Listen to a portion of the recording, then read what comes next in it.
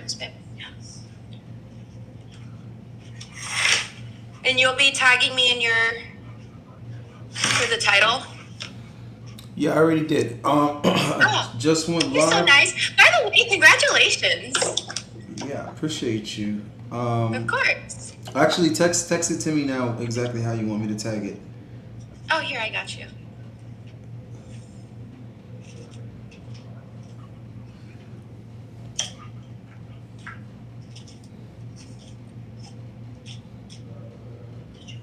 There you are.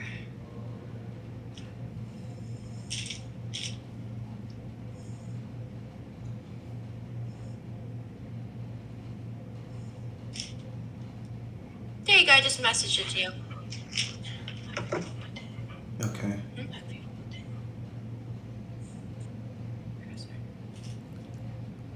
You're good. Those are for you.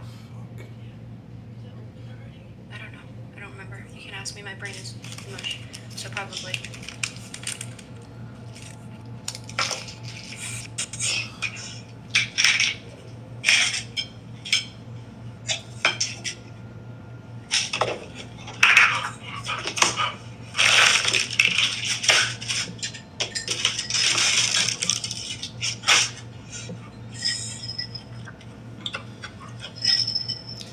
Yeah, I mean, I already have that there. Well, all right, I'll try to see if I can put an at symbol and if it's going to show up. Oh, you don't have to if you don't have. If you already have it there, you're good. Yeah, yeah, I thought you meant add the at to it so that it Oh no, creates I'm a not that link. damn complicated. Yeah, okay, yeah, yeah, so it's already there. All I care about is the gray pill. Right. All right, we only have 5 people in here, so I'll introduce you here in a second. All right, folks, when you get in the chat, let me know if the sound is good. Although it should be good. Probably too loud.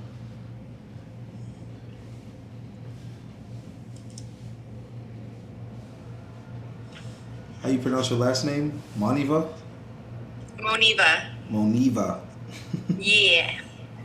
Eminem? I'm the real Slim Shady. Yeah.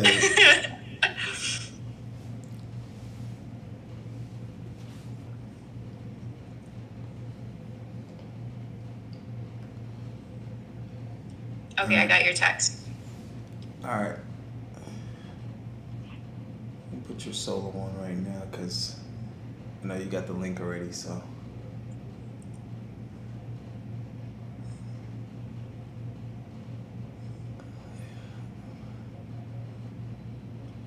And let me know when we're on. All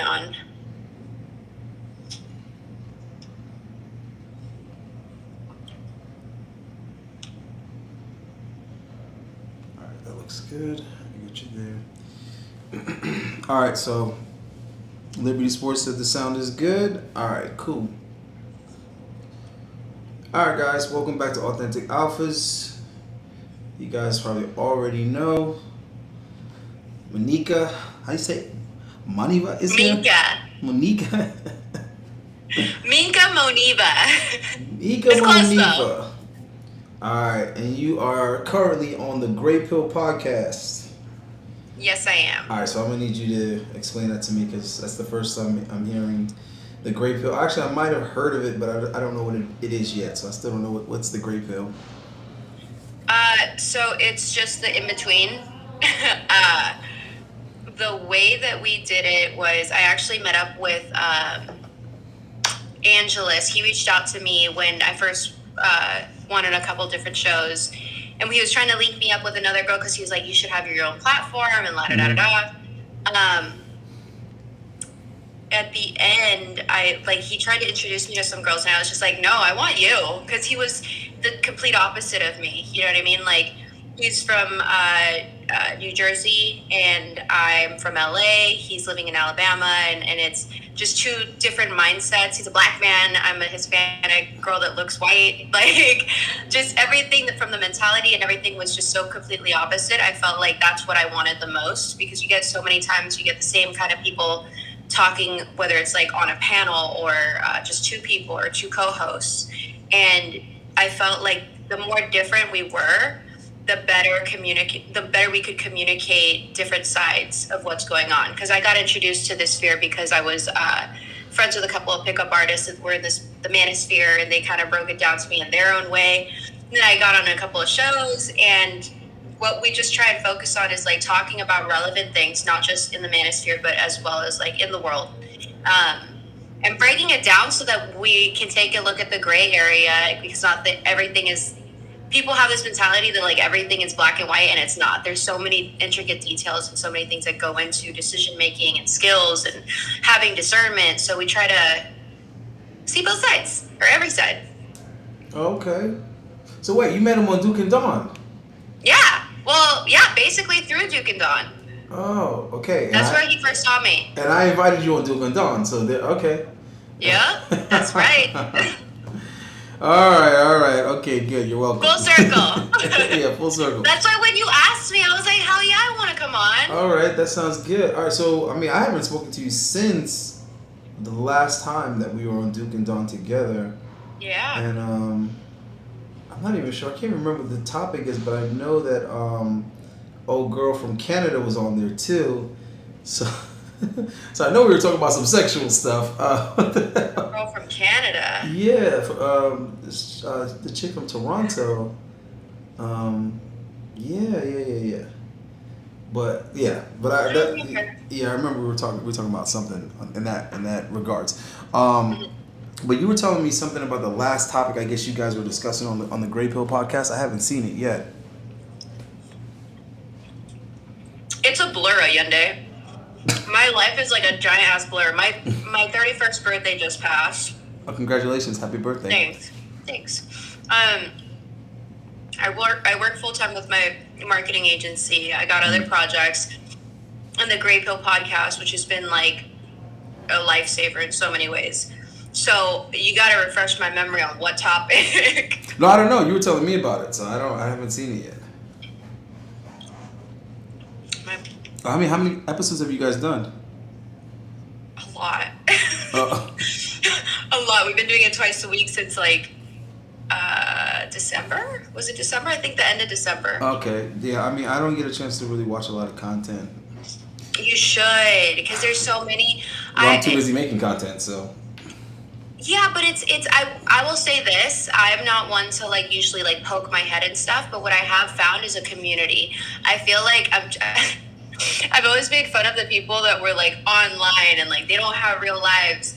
And here I am developing friendships and relationships with people all across the nation that like one of my girlfriends has been on and she's watched a lot. She's like, wow, like you guys really know each other. And I'm like, it's just about supporting each other, really, what it comes down to. Right. Yeah, I mean the tribe. Everybody's building their own little tribe. So yeah, we're working on them. Yeah, shout out to Duke and Dawn. Yeah, I gotta schedule something with Duke, man. It's tough. We'll keep trying to do something, and the schedules aren't lining up. Yeah, but I gotta get him on eventually. But actually, I think he said he's gonna start streaming. I think only 3 times a week. So I told him, yeah, just let me know the days that you're not streaming. How many times does that man stream? Yeah, because the thing is, we stream like around the same time. Because even though he goes up later, like time wise, it still becomes the same time because of the time difference. You see what I mean? Because I think he goes up at 9, and I go up at like 7. You know, I go between 7 and 8, and he goes up, I think, between like 9 and 10 or something like that. But it ends up being the same time, basically, is what I'm trying to say. So I told him whatever nights he's gonna be off or whatever, then he can hop on with me, and we can reunite and chop it up. So aww. Yeah, that'd be dope. Yeah, and I gotta get on there too one of these nights. We'll figure it out. And sometimes because the topics, because he do be going in, so he is 100%. He's killing it. I'm trying to stay out of the controversy, so I gotta pick my topic wisely. Yeah, exactly. I love the drama. Yeah. But So shots fired. Trying to stay out of the conflict, out of the war. Yeah. So I mean, so what's going on? Are you still single? What's the dating scene looking like? Yeah. Yeah, I'm still single. I don't know why I had to think about that. I'm like, am I? I'm like, oh yeah, I am. Uh, just, browsing, looking around. I went through this, like, Browsing. huh? You browsing? Yeah. Because I went through a period where I was, like, doing a lot and I was too busy to date, right? And then I was also really keeping to myself. I went through a period of, like, being celibate for almost 8 months. And then I started dating again. It's been a good experience. Angelus actually, like, laughs at me. He's like, we were having this conversation the other day because he calls it my third eye, where, like, I can see what a person's about I'd like to say, like, pretty quickly. And everyone will be like, no, like, give old dude a break, or, like, wait for him, or la-da-da-da-da. And, like, sure enough, like, 2 weeks later, it's, like, exactly what I said was going to happen happens. But what I can say is that I'm dating differently, where I think a lot of women put their value of themselves based on the person that they're dating. If it's being reciprocated, then I'm valued. If he's chasing me, then I'm valued. If he's doing X, Y, and Z, then I'm valued. Or, like, there's other women that think, like, okay, this is the guy that's going to take care of me. He's going to save me. He'll pay my bills. He'll do this. And I just, like, I don't do any of that. It's just, like, I judge you if you're a good person or not. I judge you if you're a gentleman or not. I judge you how you treat the waitress or the server, if you're a family man, do you like your parents, like. And surprisingly, it's really hard to find someone that's a decent human being and consistent in LA. Well, yeah, I mean, I can imagine that, but to not need or want a man in that capacity is a little bit out of the norm for women. So, I mean, what do you mean need or want? Well, I'm just saying that's kind of natural, and that's how it's been most of the time. So yeah, I mean, majority of women, they either switched it up or they're trying or wanting to switch it up and not look at a guy that way. But like I said, only a few women are going to be able to pull that off. But real quick, I want to thank Aaron E for the super chat. $2.79 Canadian. Congrats on 15K, my G. Yeah, I appreciate you, man. I feel like it took forever. Hopefully 20,000 will come a lot sooner. And the Gray Pill podcast is starting out twice a week. Live now 2 to 4 times. Added content. Not live 4 times a week. Collaborate. Okay. Sounds good, brother. My husband. I'm so grateful for him. Oh, yeah. Yeah, man. So you told me something about your mom now. Wait, what happened? You said or you adopted sort of. Sort of? That's we're gonna leave that one alone because it's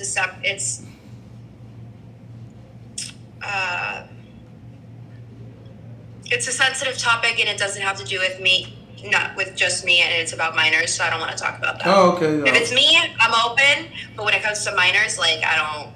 Okay. Yeah, well, I bring it up because in general I encourage guys to mentor younger men or younger boys. I mean, it's definitely needed in the community, so that's where I was going with and it. Women.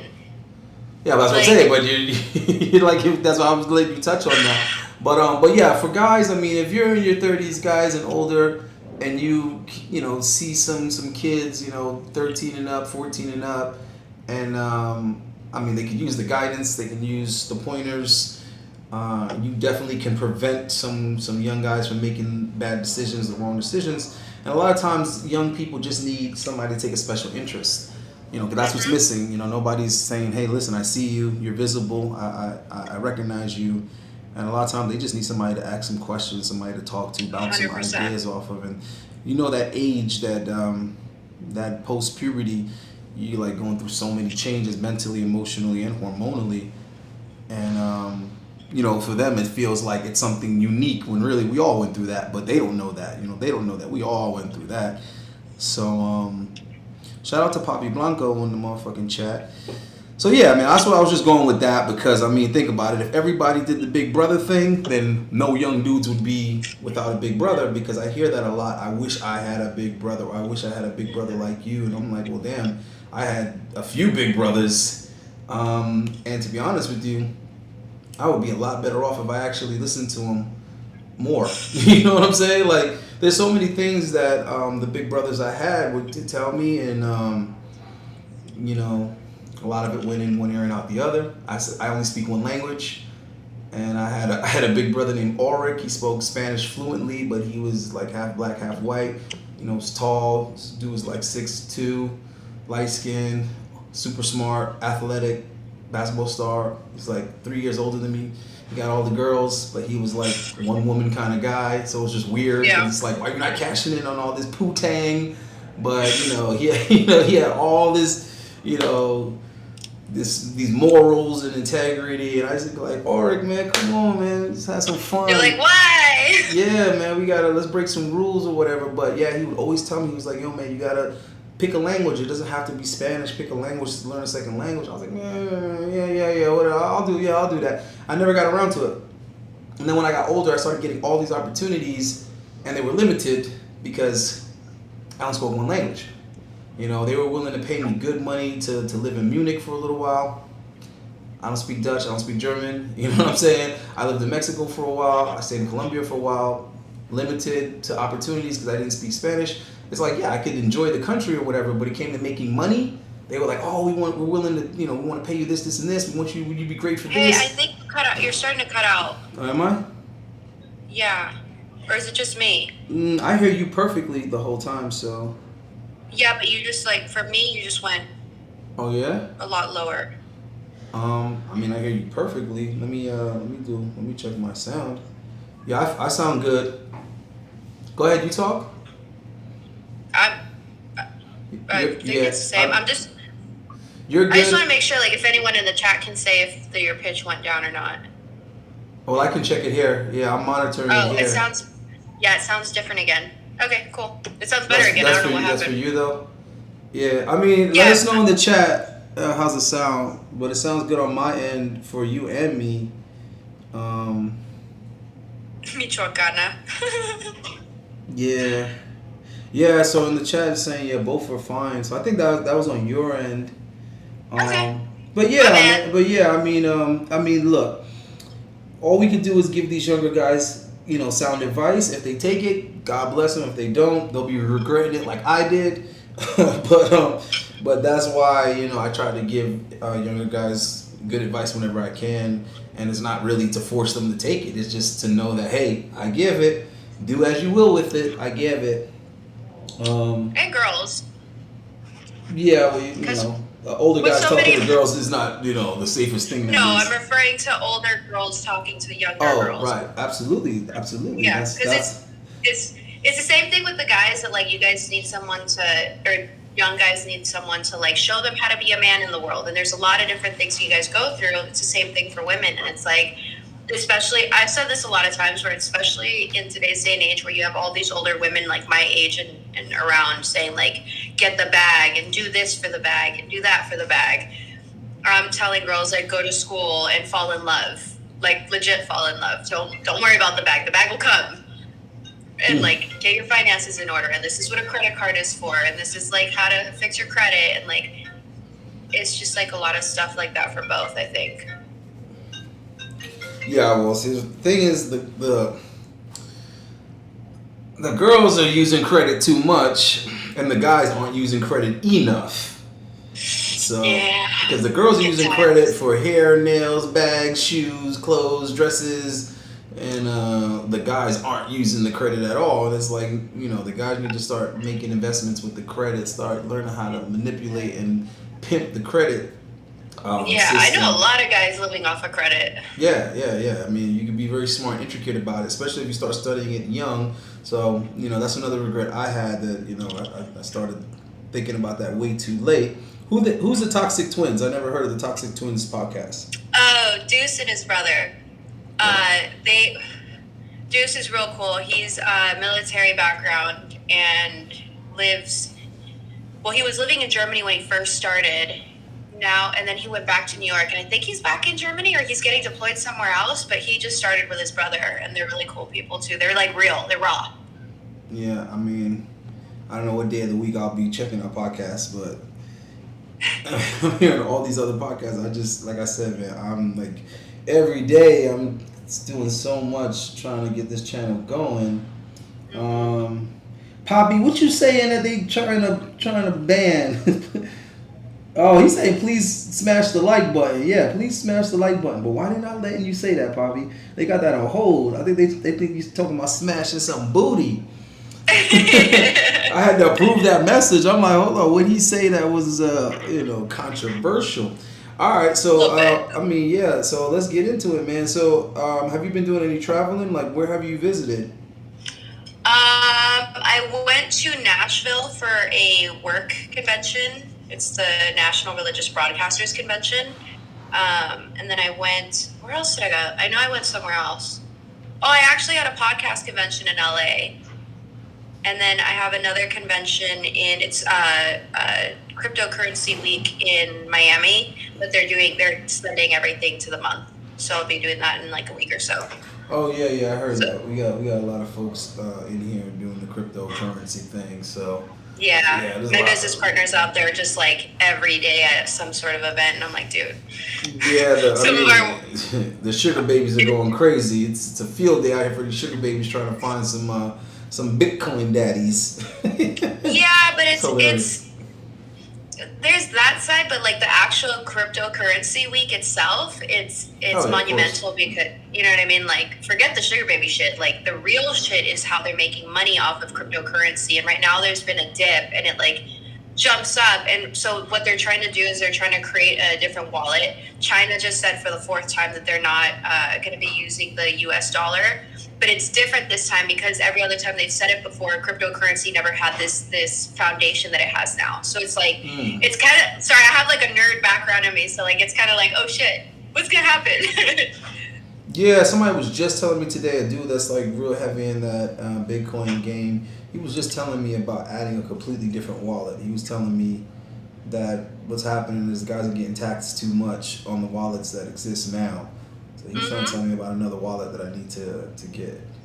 So yeah, I mean, I We gotta look into are. all of that. I don't know nothing about that Bitcoin shit, so I gotta learn. But the good thing is that I'm networking with a lot of guys that do know and been fucking with it for a long time. So And it's different being a guy. Guys get like a lot more in. For me, it's been harder because it's like every time I do meet someone that I'm like, okay, cool, this friends, we're gonna learn from each other. Not every time, but a lot of times, it's like the guy tries to make it more than a friendship, and I'm like, oh, can't go that route.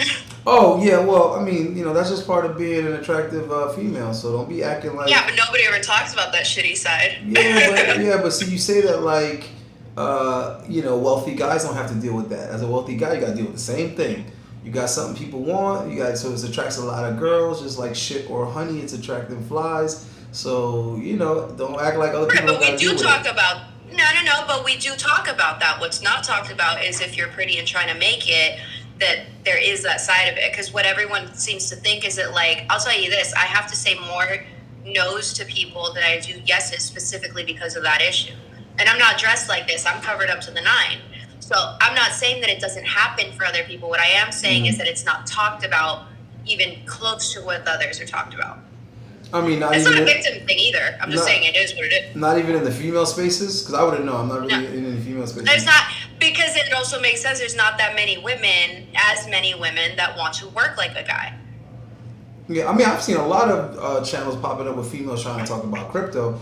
Like I just said, I don't know shit about crypto, so I don't know if they're full of it, if they're just posers or what. I mean, it's possible. I would imagine a lot of these girls be acting like they know more about it than they really do. Yeah, I've seen a lot of them that act like they do. I think I've only seen two that like legitimately know what they're talking about and are actually trying to educate people. All right. I And mean, two, and yeah. like you're talking 2 out of 100 men. Yeah, no, I know, of course. I mean, it's the same Yeah. thing like in the gaming community. Like out of every 100 girls on Twitch, 2 of them can actually play games. Like, they're actually good at games.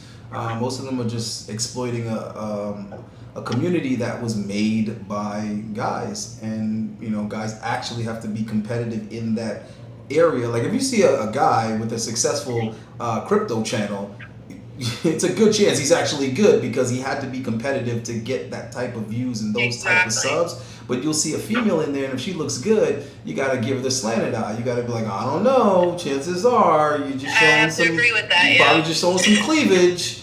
and repeating something that some giga nerd told you. So it's very possible. And then you look at Twitch. I was gonna do a video on the magnitude of simping and how there's simping is creating an economy, but because of the amount of influence and pull that certain females, I'll say no names, have on Twitch, people in the back door told me I wouldn't even go there because they're getting, no, for real, because they're getting people silenced on Twitch, and these particular chicks have so much pull, they'll shut your little ass down on YouTube for saying something about Twitch, and it's like, damn, you can't even be honest. But there are some characters on Twitch becoming millionaires in their early 20s, just taking advantage of the simp economy. And I wasn't even really gonna go at the females. It's not their fault. They're taking advantage of a market, right? If they're not gonna do it, some other girl's gonna buy a mansion off of Twitch donations from lonely dudes living in mom's basement, allegedly. But where I was going with it is that we need to stop blaming women for exploiting men. We need to blame men for enabling the behavior. So it's both, because I'm one can't exist without the other, though, because if it wasn't for the audience, these girls would just be streaming for themselves, or they would have to actually be good at what they're doing to make some money with it, to make a living, just like the guys. To a degree, yeah. I mean, but it's always been that way. When I was a teenager, I noticed that if I needed a discount or something from one of my boys, they'd shut me down. Nah, you can't use my friends and family. Nah, you can't use my discount.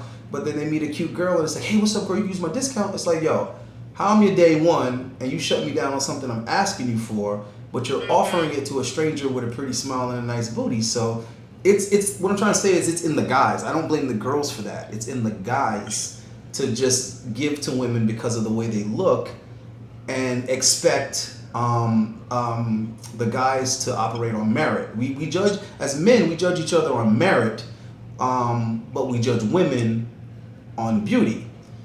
And in the workplace, guys don't really want to help each other. If a guy is slacking at the workplace, other guys don't want to come and pick up his slack. In fact, they're irritated that that he's not carrying his own weight. But if a cute girl starts working at the job, it's like, hey, let me help you with that. Oh, don't worry about it. I'll stay late and I'll do those entries for you. Oh, don't worry about it. I'll do the due diligence for you. And it's like, well, what the fuck, bro? Why is it okay for her not to put her own weight? And she's getting paid the same thing that you're getting paid. But if it was one of your male coworkers, you see what I'm trying to say? You'd be like, I hear you. I'm just saying I think that's a little outdated, and I don't think that's really relevant in the modern world as much as it was before. I think it's very relevant. I think there's a lot of women that are literally making a living off of that biological disposition that guys have to give to women just because they're beautiful. Like, same way you were saying you have a harder time being taken serious in these male spaces and the guys are trying to make it something else. Well, you do realize that's because majority of the girls are using their looks. So the guys are just thinking you're just like them. The guys are thinking, wait, she's cute too. What's the difference? And you have to go out of your way to make it clear, hey, it's not that type of party. You see what I mean? Right. But it is the norm. Obviously, it's the norm. If guys think that, hey, I can take it there, they think it's the norm. Yeah, sort of. What are you gonna say? That you're cursed with good looks? What are you gonna say?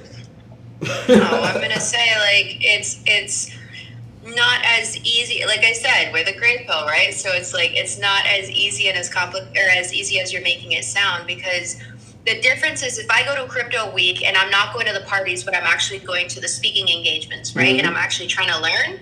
That's separating me from like 80% of the rest of the women that are only going to the parties, right? Now I have guys that are in that same speaking engagement, watching the same thing, paying attention that there's a hot girl that's interested in this. So now that's a common denominator that makes it easier to get to know me and easier to try and communicate with me and hit on me. I'm saying that like it's the relevance and the ability to have access to something like that that makes it easier for them in that field. Whereas like it's not just like the equivalent of what you're saying is I'm going to parties and they're all there and it's easy that way. Does that make sense? I just think it's a little bit more complicated. I'm not sure. You'd have to explain that a little bit better. But I tell you this much: none of that is an issue if the woman is unattractive. If the woman is unattractive, she's just one of the guys. You know what I mean? Like nobody's checking for her. Nobody's saying nothing extra. It just is what it is. She's just one of the guys, and it's her performance, or she's invisible. You know, you see what I mean? So, but you have Maybe to, that's true. but you have to also, take note of it is an advantage to get your foot in the door because being an attractive woman, you have an opportunity to get in rooms that most people, i.e., guys, do not. And once you get into that room, now it's all about what you got to offer and how you present yourself.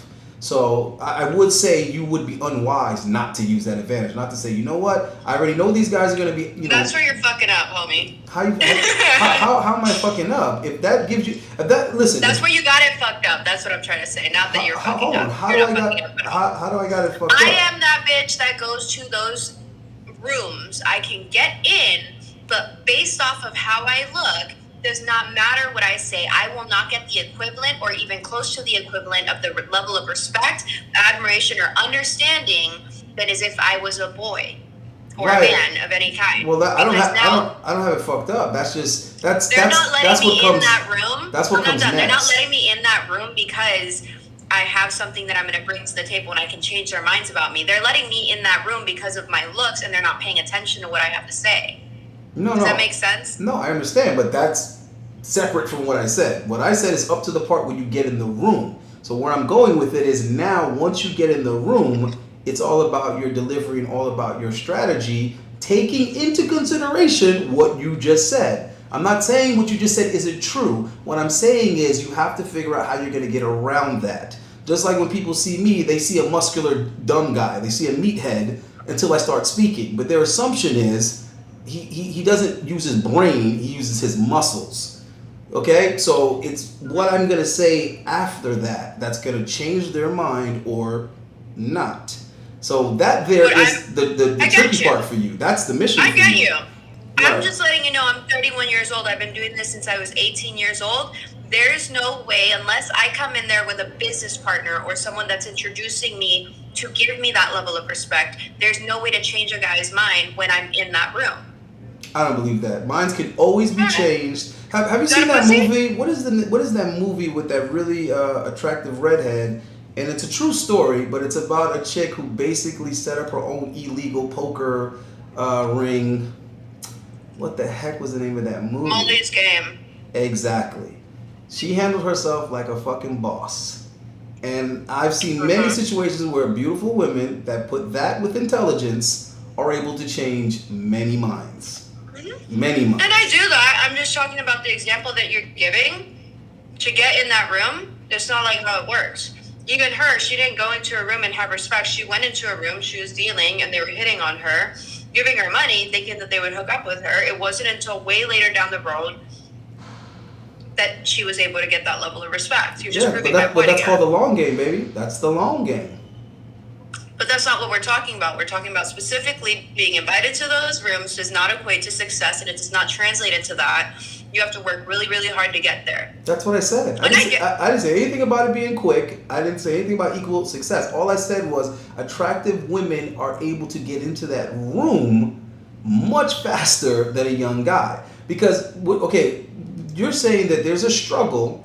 Once you get in the room, there's a struggle to change those men's mind, right? Okay, well, for the average guy, there's a struggle just to get into the room. That's what I'm trying to say. And those guys might have to be 40 before they can get into the room. A pretty girl can get in that room at 22. Right, but what I'm trying to say, what I'm trying to explain is,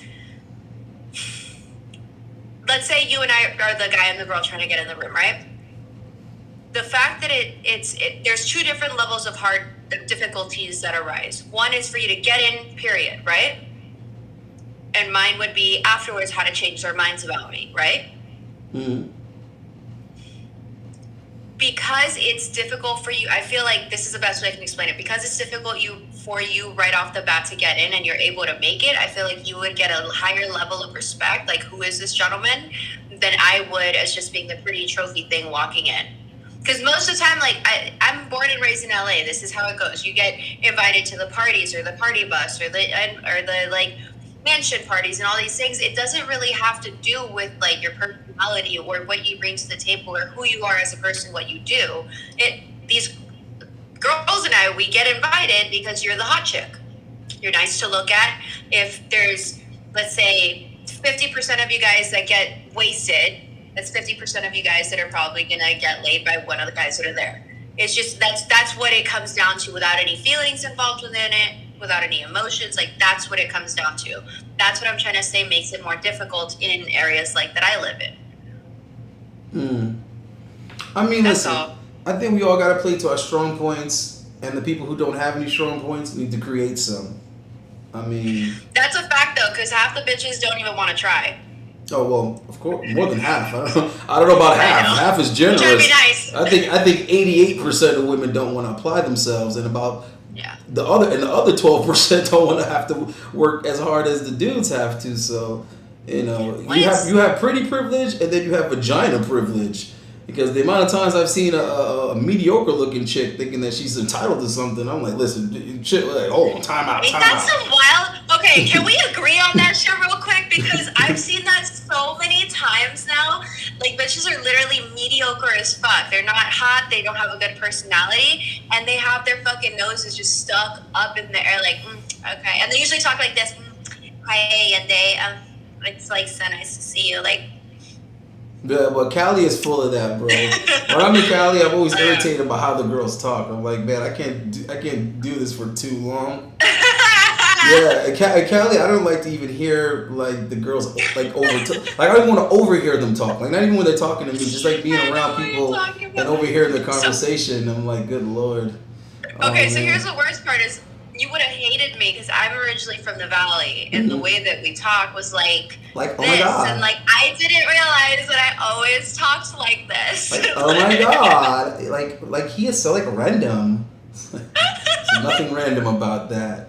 Oh my god! But listen, you know what? Today I was ordering some food, and the service was terrible, and there was such a delay. And I was just thinking, damn man, you have to order your food through the kiosk, through the AI kiosk, and the shit moves slower than when human beings were ringing stuff up. What's the point? But I started observing this dude who was trying to like all lean in on this chick and make conversation, and I just wanted to give this motherfucker some free counseling so bad. I just wanted to give him a business card, like, bro, you botched Really? that whole shit completely. And this is the crazy part. He got the girl's number, and I was like, see, that right there is the problem, because women will sit there and make the I'm so bored face. They'll make the I'm uncomfortable face. They'll make the dude you're a creep face. But they'll still answer his questions. They'll still make this mundane conversation. And then after, they'll still give him the number, whether it's a real number or they don't plan on answering. And I could tell the way she left, she wasn't even interested. Ugh. And even the way he answered, I could tell he doesn't get good results often, because he was like, all right, hopefully I'll see you around. And I recorded like 40% of the interaction because I wanted to dissect it. So I'm going to start doing that. I'm going to start violating people's rights and recording them without them knowing. Because, I don't give two shits. I'm gonna make, because I want to make it a teachable moment. No. The reason why, no, it's not about like, oh my god, you're so desperate for content. It's not that. Low IQ people. No, it's good content. Right, low IQ people. That's where they're gonna go with it. Oh, Allende's so desperate for content. It's like, no, it's not that. It's that when I'm dealing with guys on the console, it's hard to explain to them sometimes what they're doing wrong. So the fact that people in public every day are providing this type of example in real time, like I have to record it so I could be like, this is what I'm talking about. You see how this motherfucker is lingering? You see how, look at her facial expression. Do you see her body language? She's uncomfortable. She's not into it. Okay, listen to his conversation. See what he's talking about? She doesn't care about that. Why is he making conversation about this mundane shit? Why isn't he just getting to the point and being direct? I think you're very attractive. I'd be interested in seeing you again. Are you seeing anyone? Would you like? You see what I'm saying? Why isn't he going there? Why is he making conversation you would make with a guy? Do you see what I'm saying? He was talking about like where he lives, and he's like, yeah, I live on West and Collins, and I'm just looking at her face, and she's like, dude, and then when like she got her food before him, and the way she rushed out of there was just like, whew, like. like, oh, I got out of that one. So I want to be able to show guys shit like this because it's very common. Well, I just think that, like, what I always say is that, because I have a lot of, my red flag is that I have a lot of guy friends, and I want to make a comment about a comment that's made. I have a lot of guy friends, and I always say the same thing. It's if you are, and you know what, it's not even for guys, or it's for both genders, any gender, whatever you are. If you are putting more effort and more interest than the other person, walk the fuck away. Love yourself more than that. Because if the person's not reciprocating it, they're not on time, they're not making time for you, they're not picking up your calls, they're not texting back, they're lagging in any of this stuff, they don't care. Every person should be with someone that wants to be with them. It should be like an equal give and take. Not, here's the thing. To at least to an extent. Let me interject on that one though, because here's the thing. Do it. What I'm noticing more and more is that it's actually not that. That's the interesting thing. What I'm noticing is with a lot of guys, it's not that the girl wasn't interested or wouldn't be interested. It's not that the guy isn't attractive enough. It's that he's literally talking his way out of the pussy. He's behaving his way out of the attraction. It's like when she initially saw him, he was good to go. Just like there's a lot of good-looking guys that strike out because once they open their mouth, the shit they say, the girl is like, okay, you know what? Yeah. Never mind. You know what I mean? I know what you're talking about. You're absolutely right on that. The way these guys text the girl, what they decide to do for the first date, the way it's like, oh, she's late, and it's like, oh, it's okay, no worries, no worries, and then it's like, oh, you were busy, okay, well, what about this day, and what about that day, and the girl's like, you know what, I don't want to go out with you any day now. So a lot of it is the guys are way too desperate, they're way too needy, and they're turning the girls off with their behavior because the girls don't know them. They're just looking at them physically, and then their behavior tells the girl, this guy is a desert. He's dry. Right, he's not getting play. Other women are saying no to him, and before I even waste my time to try to figure out why other women are saying no to him, I'm just gonna go ahead and also say no to him. And I noticed that works both ways with women. That's one of the things that I observed at the club. Women could come to the club and not be too impressed with the guy. It'll be their first time there. They're not too impressed with the guy. And then they'll see other girls who have been to the club many times and how they react over the guy. And instantly, they'll change. Like night and day. All of a sudden, they're into him. They're like, oh, wait. Am I supposed to like this guy? Wait a minute. He must be somebody. Oh, okay. I like it too. And they've actually conducted experiments and proven this. That women I'm so sorry, Allende. I don't mean to be disrespectful towards you. I'm very respectful towards you. But there's a lot of comments in here insinuating that I'm sleeping around and I'm a complainer and that I'm sleeping with gurus. I just want to make it real clear because I'm really getting tired of it. Oh, address it. The one thing that I'm not a sugar baby. I don't have an OnlyFans. My mom is Mexican. She'd beat the shit out of me if I ever tried to do any of those things. I work my ass off and I'm happy to do so. Everything that I have, I've worked for. I have a business partner who's a male who gets us into parties. That's why I said that earlier, because I'm not invited to the parties for anything other than based off of my looks. He gets invited to the parties because he's networking and that's how we both get into them. And I have a marketing agency. It's called Moniva Marketing. I have a fashion line coming out, and it's from drop shipping, so it's super easy. I also have a couple of girls that I mentor. I've been sober for 12 years. I don't sleep around. I'm not a hooker, and I've never slept with anyone when it comes to regards to business, and I've never slept with anyone that I didn't want to sleep with for any beneficial anything. I've never gotten any of that. So I'm just making it real simple and real clear. If maybe because you guys haven't been introduced to many of those, because the kind of girls that usually are on this side of YouTube are the girls that want clout and get everything that they want and get everything paid for. I get that. I 100% understand where you're coming from. But what I'm not going to stand here and read the comments and have people disrespecting me and not say anything. Now you can continue disrespecting me if you choose to.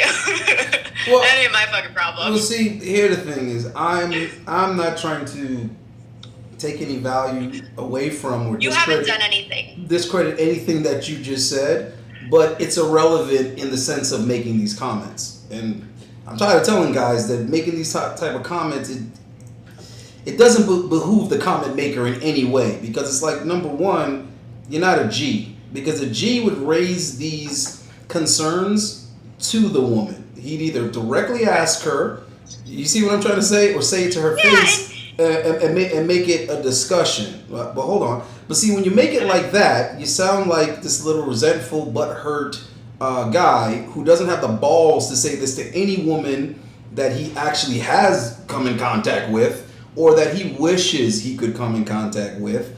And then at the end of the day, whether you're right or wrong, where is the benefit to you for making said comments? Because either you have the value to get women who are better than whatever it is that you're describing, or even these women are ignoring you.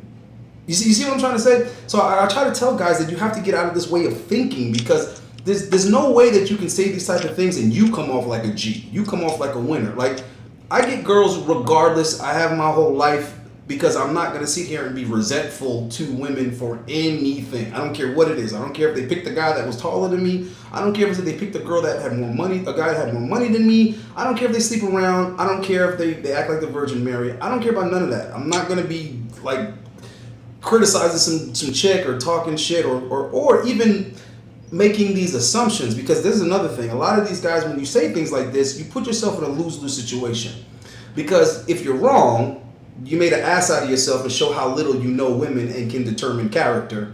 And if you're right, why are you spending so much negative energy and resentment on girls that you feel you're in a position to judge or talk down? You see what I'm trying to say? Talk down upon. So it's like, what am I going to do? Sit here and criticize girls on OnlyFans?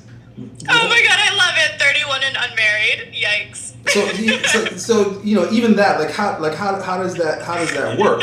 But see, me, I would just simply ask you, how do you feel about marriage?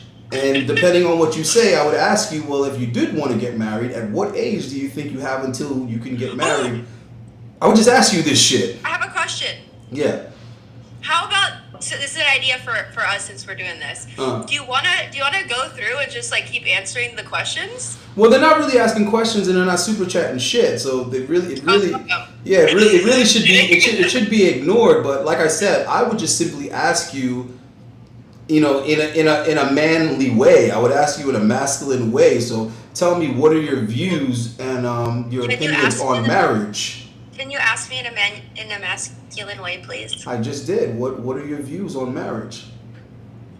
I love marriage, and I think that it's not as prized or taken care of or nurtured in the way that it should be. Okay. And at what age do you think would be ideal for said woman to engage in this type of union?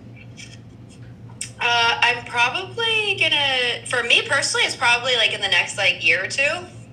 But you would have to already be seeing someone, or do you think that you can pull it off just being clear, direct, and agreeing on what it is that you want in a short term? Because I believe that's also possible. Two people could agree on exactly what they want. That's the way I am. Because we've actually had this topic a lot, and the guys have asked me, especially Angeles tries to tell me, like, hey, like, do you see how this is impacting you? Do you see how that's impacting you? It's really been, I have been on a journey of, like, being the best person that I can. Because I was in a relationship where, one of my last, like, big relationships, it was not good. And I can't, you know what I mean? I can't walk away being like, oh, he was this, he was that. He may have done things, but at the end of the day, I take responsibility in who I chose to be in a relationship with, which told me I was not choosing right, which told me I didn't value myself, which told me I had things to work on, right? Like getting triggered. This man would like trigger me on a regular thing. Like he'd be talking to girls and sliding in their DMs and all sorts of things. And instead I would get mad and I would fight and I would try and control and manipulate and manage the situation. So instead of fucking walking away and being like, that's not for me. Right. And so it's like, why did I hold on to that? Why did I keep trying to make that work? Why, like, it's just been a real, like, long ass journey. And I never, even Angelus, like, I said some things last week because we did a thing on my birthday, and he was like, I didn't know half the things that you talked about. And that's because it's been a journey of, like, not letting those things be a definition of who I am or what I've gone through, right?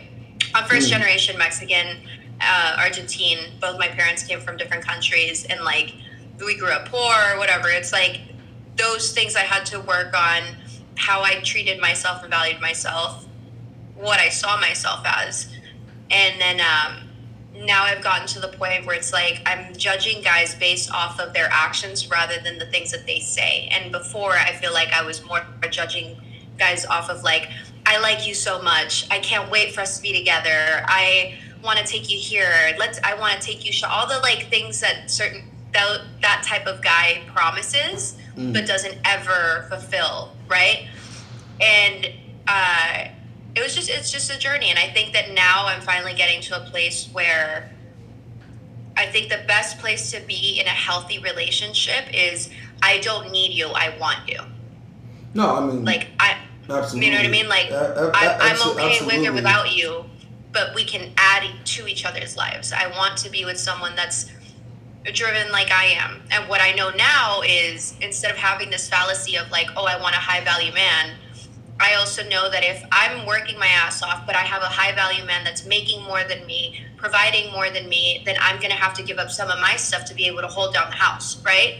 Those are things that I think I had in my mind that were more stubborn of like, I want my cake and I want to eat it too, instead of the, what's the word? Compromising. And I think that there's a lot of compromising that's needed in a relationship. So I think for me personally now and in the next couple of years would probably be the best time for me to get married.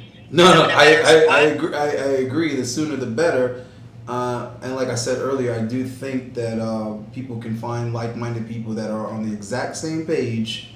And there might be a guy who wants to marry a business-minded woman or a woman that has the value system that you have and the skill set that you have. So, I mean, I'm not negative about it. I'm just realistic. But real quick, let me get to Black Gen Z's super chat. Here's a $5 super chat here. Nobody's scared to ask the real question. Sound like she's complaining because she's in a protected class. Use affirmative action to your advantage. So, I don't know. I'm confused because there's no affirmative action in what she does. I mean, correct me, am I wrong? Are you hired just because you're a woman to fill a certain quota? What affirmative action is there in your career? So I'm not sure what. Can you explain that? Can you break that down for me a little bit? No, well, his comment is nobody is scared. When I didn't say he was scared, I said it makes it look like you don't say that to women's faces. And there is a way to have these discussions with women, not blurting out these insults.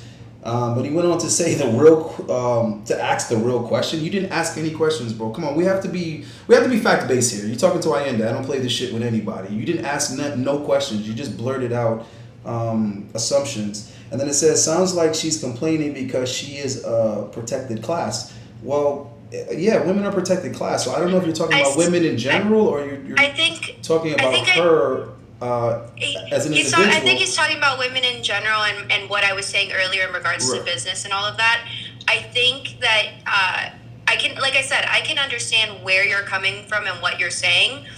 I could very well 100% use my looks to my advantage in the working class. 100%. I could go into those rooms, I could flirt a little, and I could get them to sign up.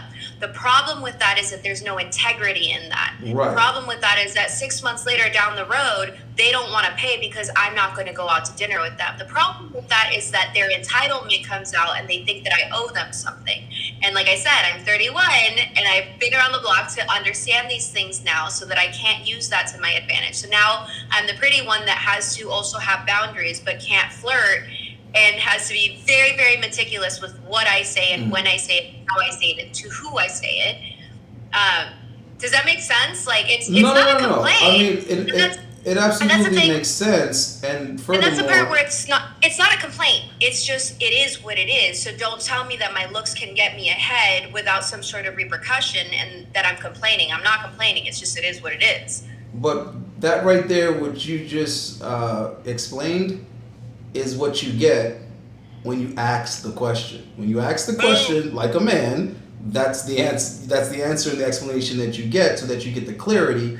And you mentioned integrity, and my point is, whether you're talking about her as an individual or you're talking about women broadly in general, at this particular time and moment, Minka is a guest on the Authentic Alphas podcast, which would be disrespectful to me if you're disrespecting her, and that's where the integrity part comes in. And that's the point I was trying to make, is that you dudes don't even know how to come at women in the first place. So Can it's I like your assumptions I are need to neither point here this nor out. there. I need to point this out. Hmm. What you just did is what women are looking for. You just protected me, and it's not a simp thing, it's a respect thing, and it's an Right. integrity factor. And I just wanted to point that out because a lot of men don't understand that.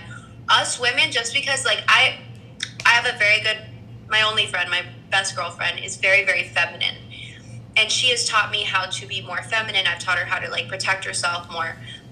Doesn't matter which one of us you ask. At the end of the day, we would love to find a guy that protects us like that.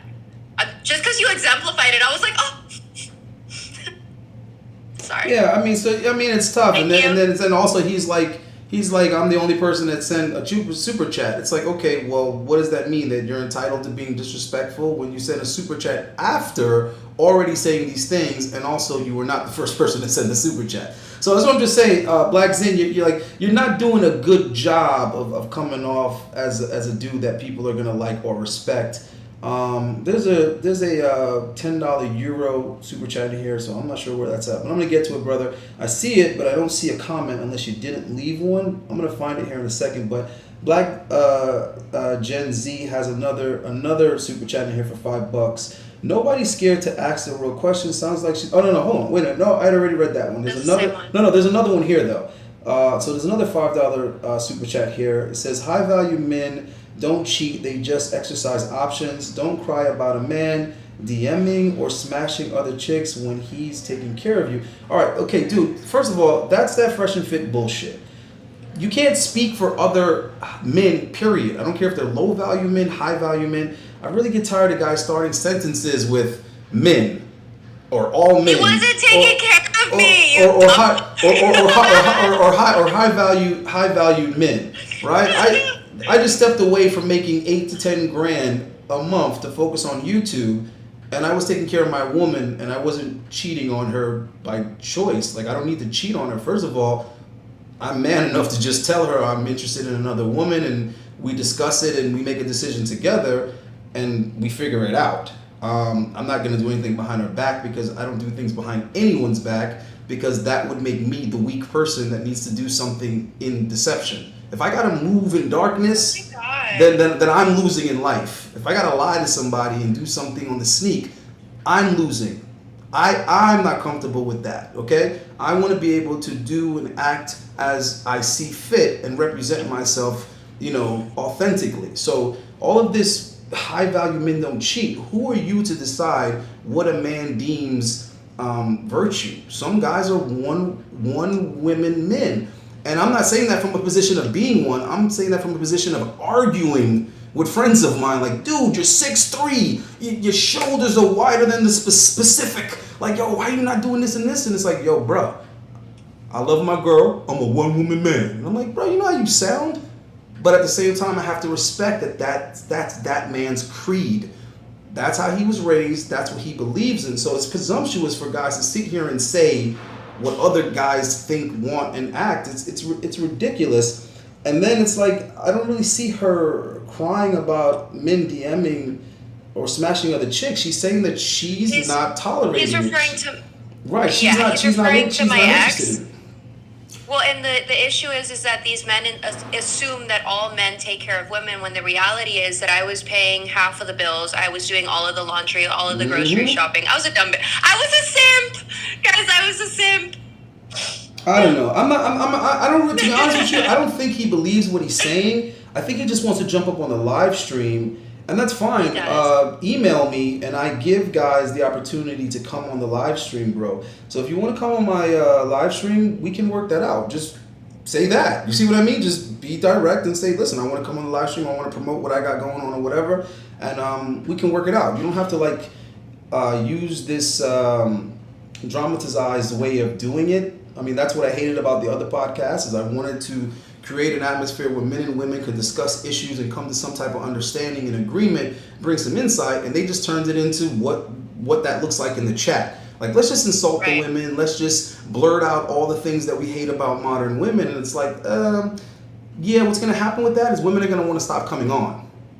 You know what I mean? And then now you have to start lying to women to get them to come on, and that's not my steed. I want to be able to tell women what it is. I want to be forthcoming. I don't want to have to trick a woman into coming on the podcast, and then she gets berated, and now I'm the dick that lied to her to get her to come on a podcast when she was going to be, verbally abused and insulted. So this is why I don't like guys talking like this, because this is not G shit. Like, this is not what makes your mama proud, your daddy proud. This is not what gets quality women. This is not what gets respect from high-valued men, even though we keep throwing that term around like we know high-valued men. I've always made it my business to know high-valued men, and what they have in common is they have to have some core principles. That's how they stay focused. That's how they stay disciplined and consistent. There has to be something in their life that falls into a set of principles. And talking to women, with this tone, that's not it. But I do understand what guys are trying to say, what their concerns are, but your concerns are coming from a place of hurt and inexperience and lack of understanding, as opposed to just simply a place of concern. Like, when I meet a woman, I'll say straight to her face, "Oh, so you're here, you're doing this, this, and this," and I'll be like, "Okay, you going to Ultra?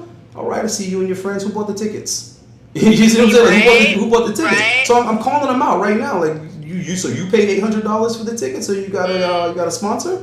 And a lot of times they'll just laugh and they'll be like, "Yeah, we got a guy that paid for it." And I'll say, "Okay, I know the game. I know what time it is." And I make it clear that I'm not that guy. You know that, right?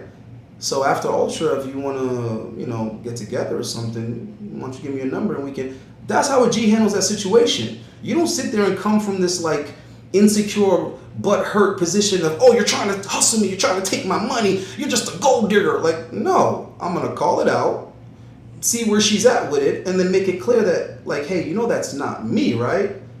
And once we make that understanding, okay, now we can have a good time. Because you can have that guy. Right. I just won't be that guy. Right. And that's okay. Exactly, and that's okay. Yeah, I think the big issue is that there's so many people that have different opposing beliefs, and that it's like people forgot it's okay to have your own belief system and your own preferences. Women that have sugar daddies, that have side dudes that are okay with that whole situation, they're fucking happy. Leave them alone. You don't even have to judge them. See, yeah, I think he's trolling at this point, because he's like, where did I disrespect her? Like, what comments were disrespectful, bro? That question could be given in reverse. What comment you made wasn't disrespectful? But let's move on to Mr. All In with the $10, or the 10 euros, I should say, live from UK, man. Like Allende, gems every day. Support you, boy. Yeah, definitely, man. I always appreciate that foreign love. We got that whole Western English speaking thing just getting bigger and bigger, wider and wider. I see more guys in here from Australia, UK, Canada, and I love that, and I love that, because we all are kind of dealing with some similar issues. So there's another $5 super chat in here from Black Gen Z. Is your best friend married? Sounds like two single girls living the sex and the city life. You see what I mean? Like, I'm not sure why you keep phrasing things with a sting. Do you know Minka from somewhere? Did you jump in her DMs and get rejected or ignored? I mean, I feel like there's some animosity. But do you want to answer his question about your girl? Is she married or seeing someone? No, she is in a committed relationship. She's not married. She is in a committed relationship. She has a boyfriend. Van Lee with the "he wasn't disrespectful" AG. Sometimes text is misinterpreted. Black Gen Z is full of integrity. Super chat or not, he was even keel to me. Well, see, here's the thing. Before she mentioned it, I had already read his comments and I found them disrespectful to me. And he's not the first guy or the only guy. I'm definitely not picking on Black Gen Z or anything like that. And I never could simp. I'm allergic to simping, but I bring this up to you guys all the time. When you make comments like that to the guests, it's disrespectful to me. And there are ways to say what you're trying to say. Like, for example, the way he asked this question, I'll teachable moment. I love putting things into perspective. Is your best friend married? Several question marks. Overkill. Sounds like two single girls living the sex and the city life. Well, that's an insult within itself, and we know what you're doing there. But you could have just simply said, well, is your friend in a committed relationship? Is she married? And how old is she? There's a way you could have asked it, brother. But in any event, you can say it however you want. The point is, moving forward, guys, I'm going to keep on pointing out when I feel you're coming at the girls in a disrespectful way, because I'm the guy that's inviting them to come on, because I'm trying to get some type of useful understanding of how women think, which is vastly different than how we think. And with that being said, the way that you come at women and speak to women needs to be vastly different than the way you talk to guys. But it's also, Ayende, we also have to touch on the fact, because here's the thing. Like I said earlier, I have more compassion than most of the women that are going to come on here. Right. Well, yeah, of course. Most of them are going to get way offended and triggered. Right. So the issue that I see, the root of everything, if you understand what people have gone through, you can understand why they are the way that they are. One of I said it earlier on Poppy's channel, the way I got into this whole thing was through these two guys. One of them I was hooking up with. I had been in a relationship without sex for like a year. It was like the first guy that I was like, oh, I could choose you. And so, but by getting to know him as a friend, even during that time, what I found was that like he had a son, and I never name names out of respect. And I have respect for this person only for this reason alone. What he went through with his baby mama, she was physically assaulting him. He called the police, but she called the police at the same time because she's fucking psychotic.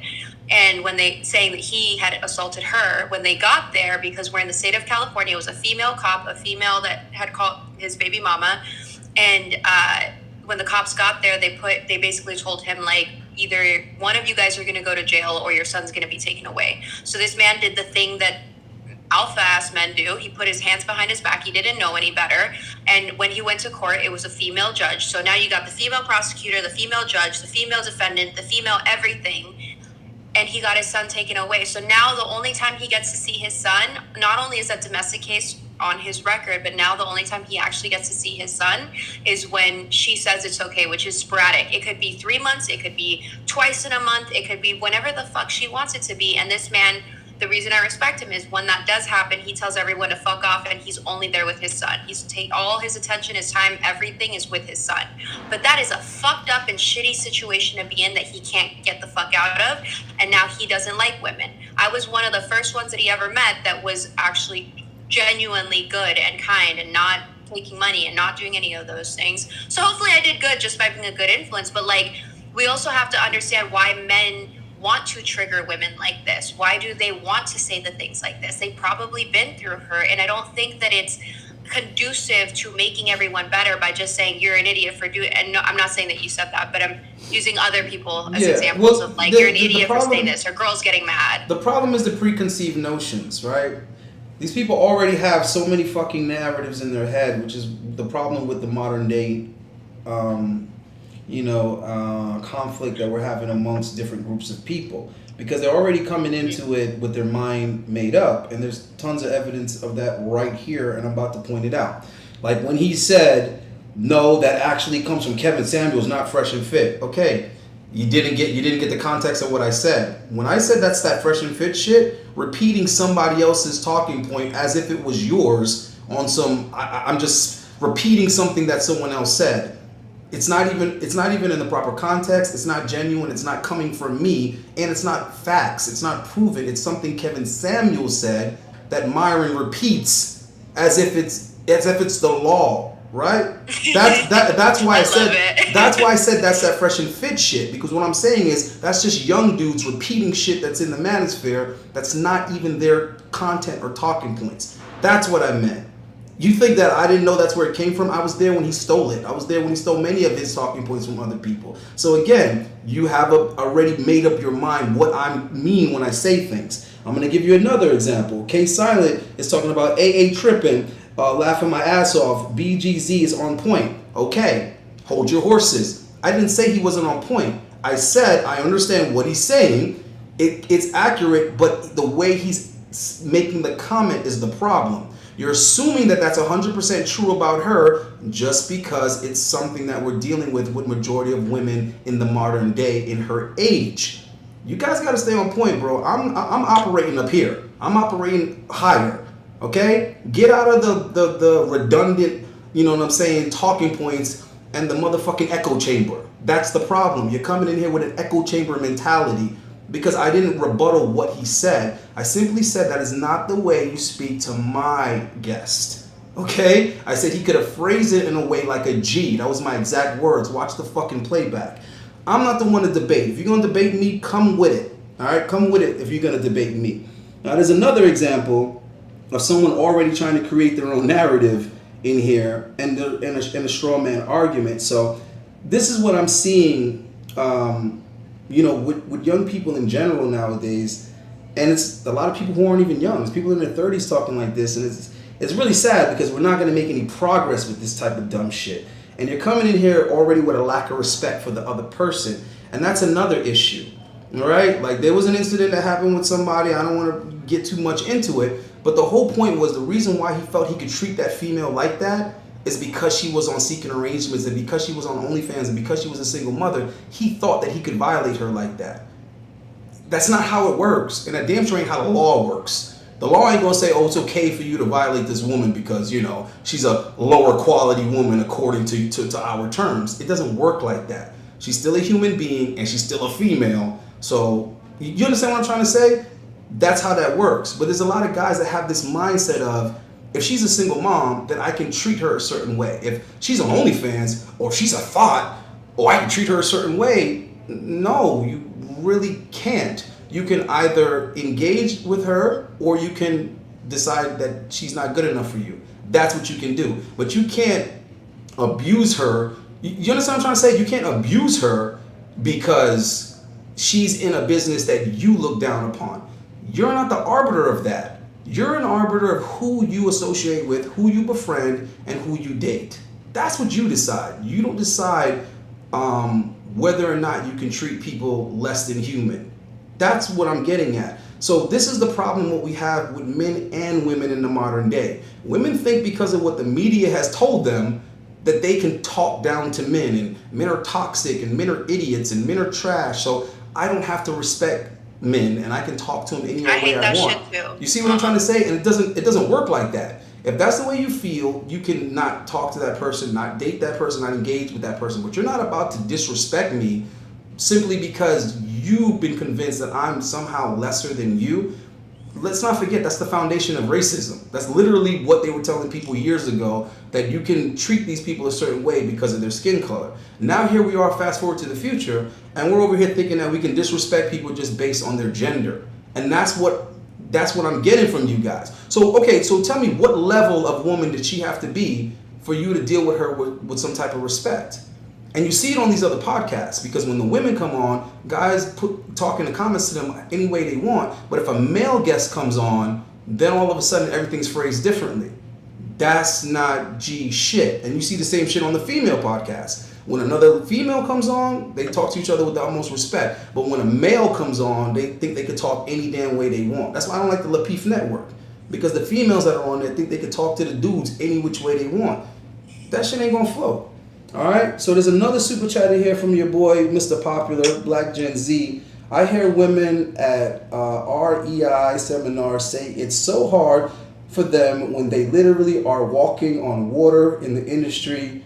Plus, I never made an insult. Okay, dude, if she felt insulted and I felt insulted, I don't know, bro. I didn't feel insulted. I just want to clarify that. I didn't feel insulted. I said, I'm just addressing it. That's all. I even said if you want to continue saying stuff, that's fine at this point. Yeah, but like I said, I don't like people talking to guests like that. And then I noticed they won't talk to a male guest like that. So it's just like, really keep the same energy, dude. And then that was the other thing that he said. I didn't say it to her face specifically. I said when you talk like that, you sound like a guy that does not say that to women's faces when you interact with them, or you do not interact with women at all. Watch the fucking playback. Stop putting words in my mouth, man. I hate when people do that. That's lazy shit. If you're gonna argue, bring your intellect. Don't argue things I didn't say. I never told you tell her to her face specifically. Then again, I don't even believe you believe that. I think you just want to come on the damn stream. And I don't just pull people up on the stream. I told you if you want to come on the stream, get in the email. There's a process you need to go through. Oh. I'm like, oh, okay.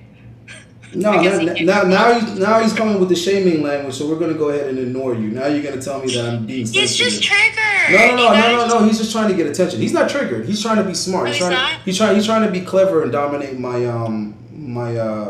stream. I see. I get it. Black Gen Z with the $10 super chat. If someone says something I agree with, I'm going to run with it. You quote Jordan Peterson all the time. Yes, and you know how you know that? Because I quoted Jordan Peterson. What the fuck? Oh my god. And I love when you do. Great minds share philosophy. Right. Okay. Good job. Self-made $5 super chat. Malika, are you going to start doing your own solo podcast? As a person that works as a promo girl, doing red carpets and events gives you insight with men. Well, that's a great question. And I would like to add that doesn't it also give you a nice little avenue to book some guests? Who, me? Yeah. He's saying you are going to start. He's asking, are you going to start your own solo podcast? Because Yeah, but according to Self-Made, you know me by now, bro. I work like a man. I'm not a red carpet girl. hold on. Girl. So are you saying men and women aren't equal? Promo girl, huh? Are you saying men and women aren't equal? You just said you work like a man. Oh, hell no, they're not. Absolutely, they're Okay, not. Men good. deal with things. No, men deal with things that women cannot possibly like. Like, I'm a rarity to be able to do the things that I do like a guy, but I don't want to be a guy. And, like, I also, men have so much pressure, even in society standards. You guys can't cry. You can't feel your feelings. You can't be too emotional. You can't show emotions. Like, you guys have a lot of things that you guys have to struggle with. And a lot of guys need a woman to be able to feel safe. That's what I believe personally, men and women need each other. There's all this crap going on is just, yes.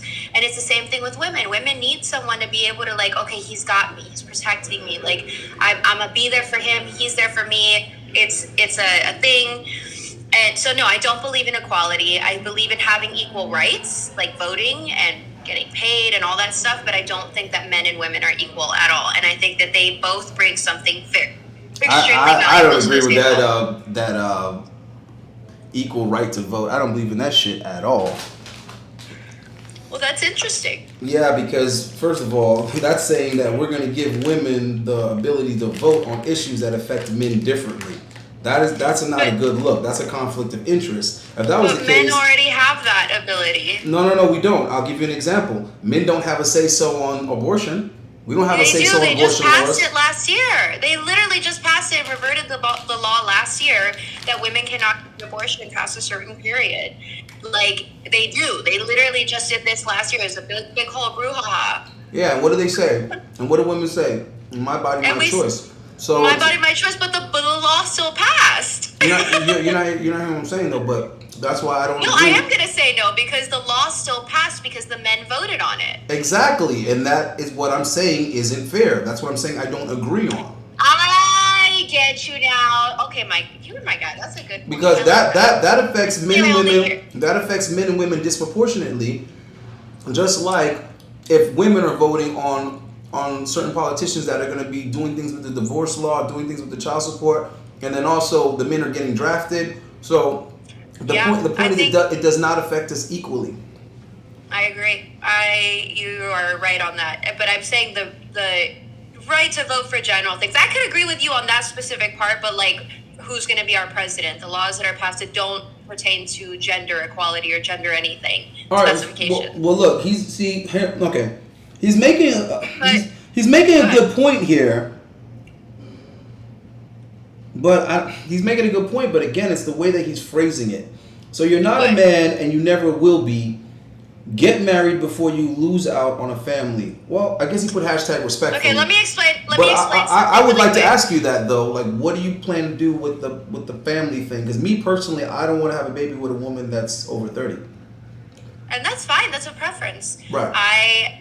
I like the fact that I'm over 30 because I went out for my birthday on my 31st and I went out twice and I'm done. I'm like, I can't do it. I'm so tired. I don't drink. I don't party. I don't do any of that other stuff. The Make some recreational babies. stuff. What the fuck you waiting for? I was so tired. I was like, I guess that part of my life is done, guys. It's been amazing. I love you. But I will say that, like, the marriage part, finding someone to marry me has not been an issue. It's more of me finding what I'm looking for. If I don't find it in the next year or two, I'll probably find someone that, uh, you know. What, a donor? No. Oh. I'm saying I don't have a. Let me put it this way. You got options. I have options. So why do women wait until they can't find something better to say, okay, now I'll accept this guy? That's not fair to that guy, though. And I'm constantly having to tell guys, you do realize you're not her first, second, or third option. To what guy? You're saying that if you don't find the guy that meets the criteria you're looking for within the next couple of years, you said, what were you about to say? That you're gonna settle for one of the options you have now? No, I'm not saying I will settle for one of the options I have now. I've never been out of options. It's not like I keep a roster of these options and I keep them entertained. I say no. But what I'm saying is I constantly have more options, and I'm not concerned with, I'm not going to be able to find someone. I know who I am. I'm not a catch because of the way that I look or what I do for a living. I'm a catch by the woman that I am in a relationship, when I'm in a committed relationship with a man that treats me well. Like, that's what my high value is. So I don't have that issue. And in a world of like... Wait, whoa. Let's go into that more. I'm not going to let you graze over that because... Okay. That is such a confusing and convoluting topic for guys because we're getting so many conflicting messages. So I want you to be a little bit better about, explaining that to us. Can I, let me just really quick, because I don't want to be disrespectful towards Selfmade. I just want to answer his question because I don't really think I ever did. No, get it. I'm not a promo girl. I do red carpet events for clients because I handle their social media. I am working on getting guests to the Great Pill podcast. But when I signed up to do the Great Pill podcast, that's my commitment. I'm not looking for, nor am I entertaining, or am I thinking about doing something on my own. I am solely with my podcast husband, Angelus, and it's just the Great Pill podcast. I would not be able to do it on my own. I need that partner. So that was it. I was just answering that. And I'm sorry. He said, gives you insight with men. Oh my God. Yeah, I have a lot of insight with men. That's why I'm more compassionate. Okay. Hold on, because I'm not sure if this was a super chat or somebody's trying to book a console, but never mind. No, never mind. It was a console. I'm not sure because I wasn't sure. Sometimes there's like donations coming in through on this end because some guys don't like sharing the money with YouTube. Okay, so yeah, I'll figure that out in a little bit. I'm not sure who this person is, but they didn't put a message with it. Guys, if you send me some money, it's highly appreciated, but put a message with it so I know, I know what's up. Right. No, I love you too, Black Gen Z. We got to challenge each other, so you can challenge her, but, I'm trying to make everything a teachable moment, every opportunity, and I want guys to get better at talking to women. And part of talking to women is you got to put a little flirt on everything. Got to put a little flirt on everything, man, when you're talking to the ladies, right?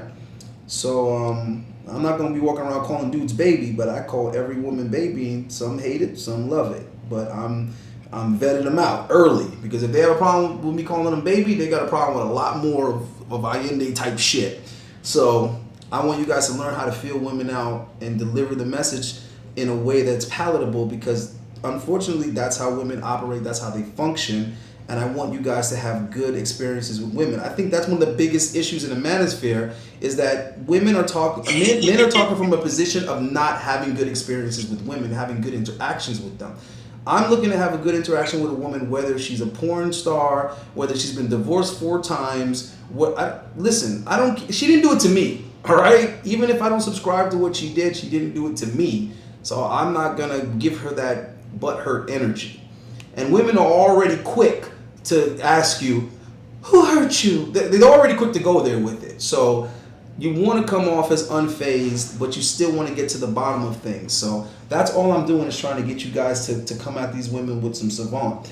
Another $5 super chat from Black Zen G. What she's looking for equals tall, rich, attractive, monogamous, 1 in a million, ma'am. You know what? I just brought a girl on recently that's dating a dude that's 6'8", chose to be monogamous to her, and they make relatively the same income. And I think that she's very attractive. I think she's a very beautiful girl. So I don't know, guys. I mean, listen, I'm not one to tell a woman what isn't going to happen. I will just state the statistics, and you can do what you will with that information. I'll tell a girl, listen, you want a guy that's that height, you're talking about 14% of the population. I'm sure some are gay. I'm sure some are in prison. I'm sure some have kids already. But telling her she ain't going to get that, don't put your foot in your mouth, because these women be pulling up with a dude that's 6'2", 6'3", 6'4", talking about, this my fiance. So, hey, it happens, guys. It happens, and you don't want to sound like a hater is all I'm saying. You know, there's a difference between facts and what's gonna come off, as a hater. Yeah, please hit the like button, guys. I know I don't say that a lot, but I noticed that it is affecting the algorithm. What'd you say? What was your question about the thing that I skimmed through? Well, my question for you was the like the whole being able to get married to a guy that you haven't necessarily known for that long, but you guys seem to agree on what it is that you want and how little time you have to seal the deal. So there is some risk factor to it, but let's be honest, if you knew a person for 10 years before you marry them, there's still a risk. Right. And the thing that I've noticed is that the longer you know people seems to be the less direct you are about what you want. You know what I mean? You look at arranged marriages, they actually have a higher success rate of people that choose their own partners. I think that's very interesting within itself. I think that's an extremely interesting fact, because what that says is that people from the outside do a better job of assessing compatibility than the two people themselves. You see what I mean? Sort of, because you're also not taking into account the people that are going into arranged marriages have a stipulation to stay married no matter what. It's about family and honor, and it depends on what culture you're from. Black Zen, you gotta put an LOL on the end of comments like that. He put 6'8", he's cheating. You see what I mean? You can't say that. You can't say that. You gotta put a LOL on there. Like, who knows if this guy is cheating? I will say there was one that made me laugh. Oh, she said, someone, Van Lee, I know it's not a thing, it's not a super chat, but it made me laugh. Yo. It was like, every girl have options, every single one. Minka, DMs are not options. Let me go off to the side real quick. Like, okay, so you see how you put 6'8", he's definitely cheating. So, yesterday, my girl was somewhat concerned for the Tate brothers, because I told her, I said, baby, you won't believe what I heard. I told her the whole situation about, what happened with the Tate brothers. And the reason why my girl gives two damns about the Tate brothers is because I told Andrew, I said, listen, my girl really likes your style. She likes you. She told me the next time that I was with you, or the next time I speak to you, she would love to meet you, to just, bring her wherever you are or whatever, invite her to come. And he said, well, wait a minute. He said, well, where's your girl now? And I said, she's at home or whatever. And he said, well, shit, let's go see her. So I was like, oh shit. So, we pulled up, and he personally went to go meet my girl. He went to her to meet her, just spend a moment, out of respect for me. And she, ever since, she had a certain type of respect for him, because for a guy of that status to stop what he's doing and make the time to go and meet someone just simply because they requested to meet him, it meant a lot to her. It also meant a lot to me. So she was really upset. She's like, oh, she was worried. And I was telling her, listen, I'm sure this is going to blow over. I doubt this is, something they did or whatever. And we got to talking about how something like that could happen. And then I was saying that's one of the reasons why I'm not interested in just random new girls. That's why I'm not out here trying to sleep with girls I don't know. I don't trust women. I'm not trying to bring them home. I'm not trying to go to their place. Bitch, I don't know you. And my girl is like, yeah, but you have just me or whatever. And I said, yes, but with you, I know what I'm dealing with. You know what I'm saying? With another girl, I have no idea what's the potential of shit that I can get into with some random chick. And I said all of that just as to say that I feel a large part of what happened with the Tates is that Tristan let some chick into his life that he didn't know. He didn't know what she had going on. and her boyfriend went and pulled the plug, called the embassy, did the whole 9 yards. And it's like, yeah, you could have never guessed that would have all happened. But the point I'm trying to make is these are the type of risks you take when you bring someone you don't know into your bed. You understand what I'm trying to say? So what I'm trying to say is just because this guy is 6'8", he probably knows that if you're 6'8" and you're making good money, shit, you're easy to spot out of a lineup, you might not want to be just, cheating. You get what I'm trying to say? You might not want to be, you're engaged to a beautiful woman, you're buying a home with her, you're talking about having children soon. I'm sorry, bro, but some strange coochie is not worth losing all of that and possibly your freedom. So I need you guys to get out of this mind brainwashing, conditioning thought that guys that have options somehow are acting on those options impulsively. No, there are guys that are like, look, I know I can fuck her, and her, but I don't trust neither one of these bitches. I'd rather stick with my girl because I know my girl. Like, I know that, you see what I'm trying to say? And when you go out here and you get you some random tail, this is the part that you guys aren't thinking about. The same way that she said that if she goes to a conference or a meeting or a seminar and she tries to sell some people on something with her looks, most of these dudes are going to cancel those memberships the moment they realize she's not going to sleep with them. She's talking about what happens later on down the line. That's the part you guys aren't looking at. You're looking at the immediate interaction. You're not looking at what happens later on down the line when that person doesn't get what they want. Okay, put a thumbnail in that. Put a paperclip in that. Now imagine if you're this high-valued guy. Imagine if you're this tall 1% guy.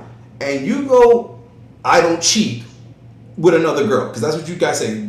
High-value men don't cheat. Okay, whatever. Let's say he exercises some other options other than his wife, girlfriend, fiance, baby mother, whatever, right? And the other girl sleeps with him and then realizes, oh, you're committed to some other girl? Oh, you got another woman living in a nice house? Oh, you have children with this woman? Oh, you married to her? You put a ring on it? Da da da da. Well, fuck that. I want this, and this from you. I want to be your side bitch. And he's like, nah, I don't need a side bitch. No, I want to be your mistress, I understand you got a woman. I ain't jealous. It's okay. And the guy's like, yeah, I don't want a side chick. I don't want anything reoccurring. I'm good. You give good head or whatever. We had our moment. I'm good. What do you think that bitch is going to do? She's going to destroy his fucking life. She's going to destroy his relationship. Because she's mad that she didn't... What did you say about those guys at the conferences? They were entitled. Right? They spent their money with you, then they were entitled because they didn't get what they want, right? So how do you think a girl feels when she gives her pussy to this so-called high-value dude and she don't get what she want?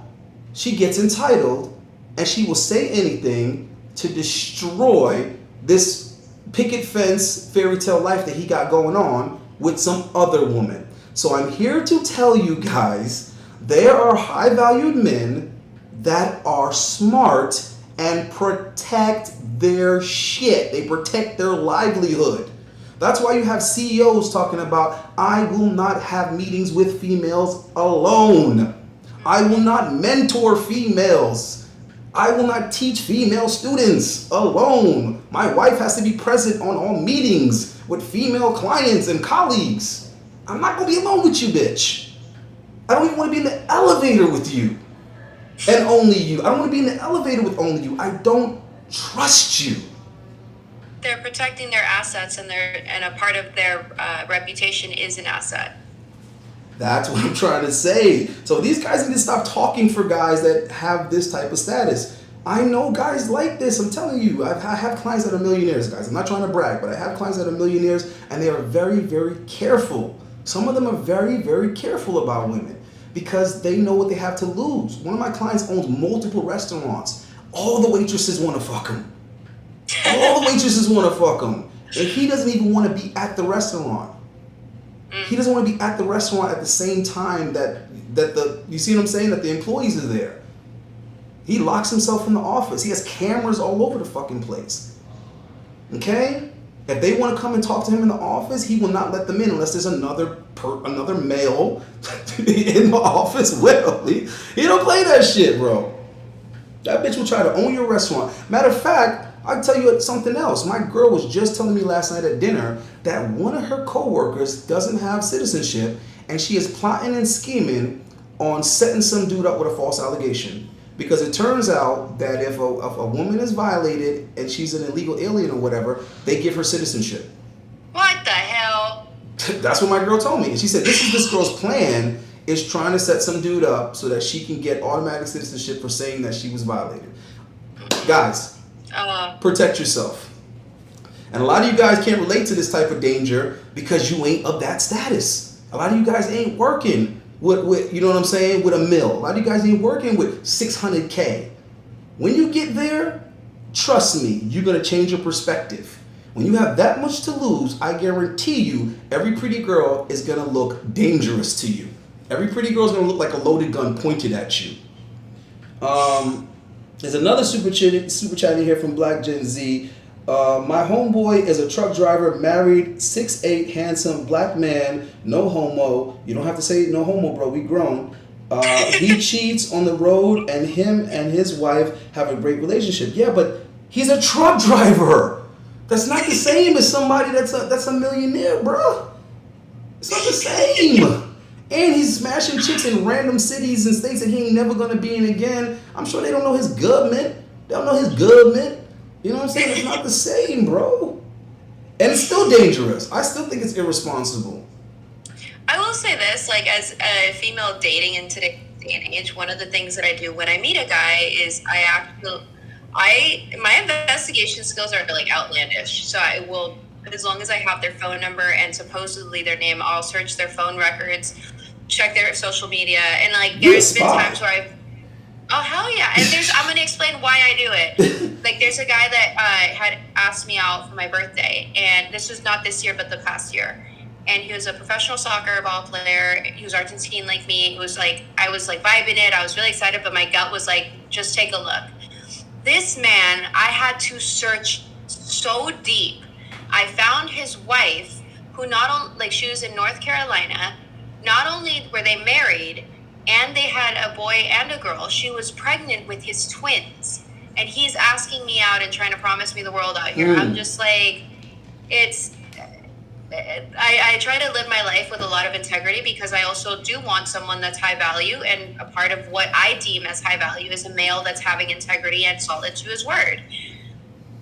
I don't want to be caught up being one of those girls that are like the one that someone cheated on with, or you know what I mean? I don't want anything messy. No messy. Yo, okay, let me Black Gen Z, stop that what you doing, bro. He's like, yo, he makes $250K a year. He is high value. Okay. No, let me stop him right. Hold on, let me stop him right there, bro. I don't have a problem with criticism. I don't have a problem with rebuttals. But if you gonna debate, let's debate. You're saying the dude's a truck driver and he's smashing chicks on the road. That tells me several things. It does not tell me that they know he makes $250K. It does not tell me that they know he owns these trucks, because most guys that have these trucks don't actually drive them. I know that because I know several guys that own trucks, and most of them only drive the truck in the beginning until they can afford to pay people to drive the trucks. Now, let me put you up on some game that a few different dudes exercise, and I started noticing that it's a clever pattern that I was seeing with certain guys that are smart. I know more than a handful of dudes that they come from money. Like their family had money. I know a dude who his mom literally owns 15%. Oh, sorry, pause. She owns 5% of Brickell. 5% of the real estate in Brickell. And she owns a good little percentage of the real estate on the Fort Lauderdale Beach Strip, right? This dude's Haitian, but by way of Canada. Okay, he was born into that money, right? Let me tell you what he does. When he meets attractive young women, what he does is he borrows one of his boys' cribs to bring them over to smash them at, because it's a modest place. He brings them over a regular ass apartment, right? He picks them up in one of his boys' cars, a Honda, a Toyota, or whatever. He smashes and he dashes and it's all good.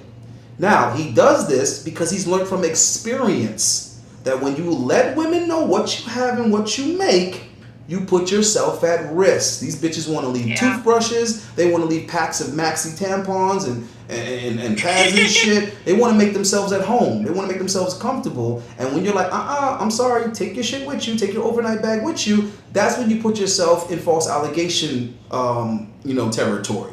Because now they're upset that they didn't get what they wanted, but you got the pussy. Okay? So I know multiple dudes that pretend to have far less than they have. I imagine that this truck driver is doing the same thing. Because if I was in his position and I was making $250K a year, but I was still driving the truck, when I meet these women, I would just act as if I was a driver.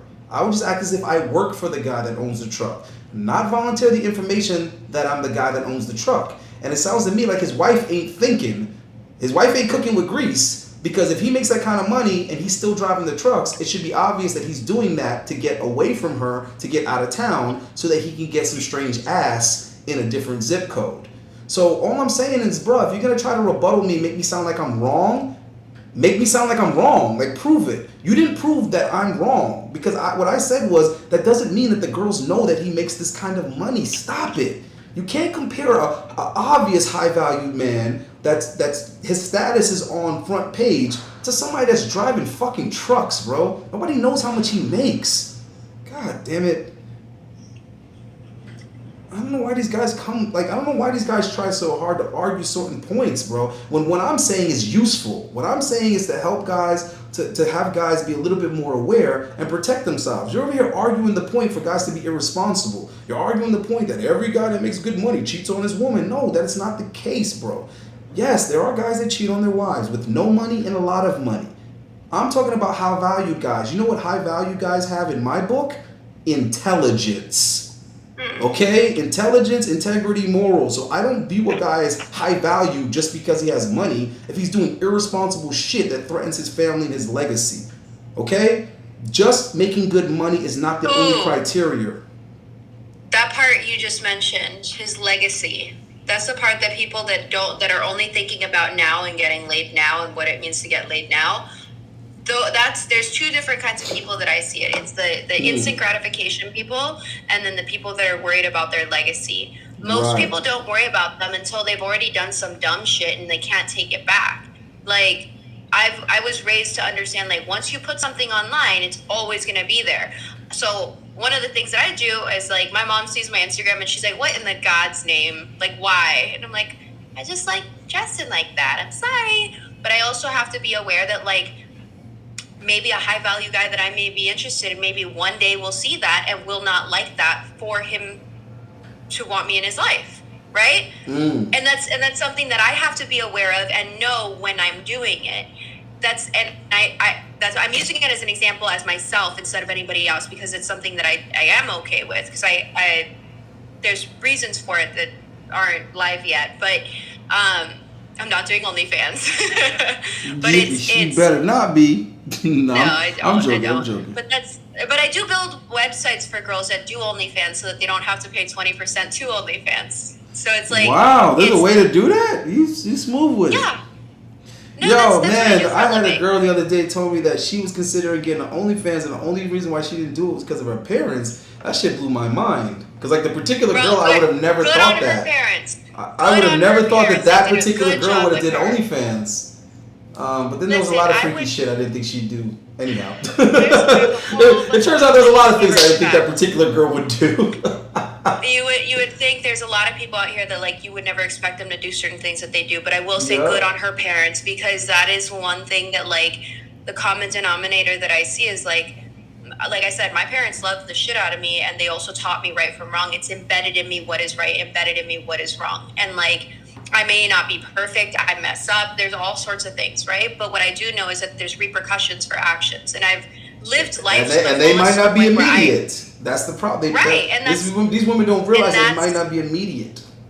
And that's the thing where it's like, when you take into account both men and women. So you've got men, I've had this where it's like, there's been guys that we got together and we were dating or whatever, and, like, right off of the bat, their energy is kind of like, fuck women and blah blah blah blah blah. And then by the end of it, they want to take it further. They want a relationship with me, and I don't want anything to do with them.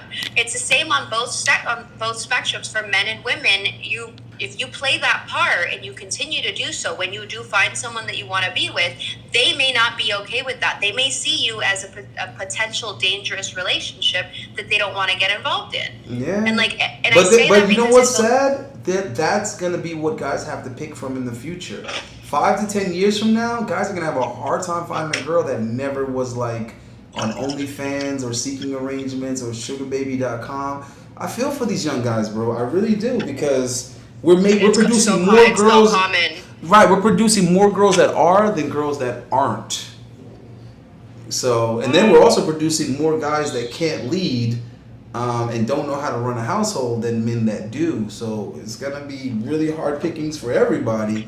What is the saying that they say? Like a strong generation? No. Hard generation creates strong generation creates easy times create weak generation. Yeah, it's supposed to be a cycle. Yeah, we're at the weak generation. Hopefully the next one's going to be, we're going to go through tough times and get a strong one again. Well, you know, the next collapse that comes is going to force the generation that goes through that to become stronger and to become more resilient and to figure out how to rely on themselves. I hope. It may not, because what may happen is by the time that happens, they're going to have the system so locked up with AI that there isn't going to be no rely on yourself. It's going to be join the beast system or perish. And I think that's probably going to be the ultimatum. Do you want to join the beast system, or do you want to just die out? And the problem with joining the beast system is that it's weakness within itself. Like, it is weakness. It's a form of weakness. It's going to start off as a spiritual weakness, and then it's going to manifest as an everything weakness, because you're going to be relying on these people for food. You're going to be relying on these people for every resource. You're going to be relying on them for where you live and for what you believe and think, because they're going to control all the information. And that's already happening. There's a bill that's been spun around that actually goes against the First Amendment, based off of what Facebook and all the social media platforms have been trying to do in like misinformation and blocking the misinformation. They want to put that into law. Well, it's becoming blockchain now. Like, all the information is going to be stored in blockchain. So now even the news and the media is going to be controlled by their blockchain system. And that's, I mean, I can't even fathom what that's going to like mean in practice, but it really sounds scary when you're not even going to be allowed to like discuss ideas. You know what I mean? It's like they're going to control like thought. Yeah. This is going to be tough, bro. And that AI algorithm going to pick up on everything you say. So any thought that you have that's off the script, you're not going to allow to share that thought with someone else. You know what I mean? Like, you just have to look at each other and be like, you thinking what I'm thinking? Like, I think I'm thinking what you're thinking, but we could never be sure. You know what I'm saying? Oh man, it's gonna be crazy, guys. So I just want you to take this whole marriage thing seriously, because I don't want you to miss that boat. You know, I think it's serious. I think it's serious. I'm just laughing because I love that not everyone, but like people think that it's like a thing. Number one, it's like there's like a lot of people that seem to think like, oh, you're gonna have a hard time having kids. My organs get checked every year and they're doing just fine in prime tip top baby making condition. And because of the birth control that we've been on for so many generations, we're having a harder time having children. And now there's so many advances for women having children, even at a later age, that it's no longer the same statistic that guys still are harping on these days. Like, that's not an issue having kids anymore. I don't give a shit about the statistics. It's my preference. And that too. But like, I don't want to be over the age of like my cutoff for having children is going to be 34.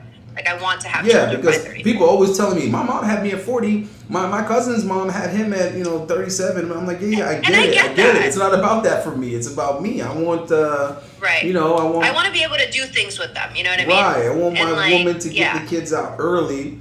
And I remember my cousin used to always like try to throw that in my face, because I used to be like, damn, bro, you had Junior early. And he used to be like, yo, I don't know what you niggas is waiting for. He's like, yeah, he's like, y'all old motherfuckers is gonna have your babies and not even be able to beat them in basketball. He was like, at least I could beat my son in basketball for a few years before he start beating me. He was like, by the time you have your kids, you're gonna be like, your knees, my knees. And sure enough, he put that curse on me, because my knees feel great right now, and I'm not even sure why. Like my knees feel so good like lately that I'm like curious. I'm like, why do my knees feel so good?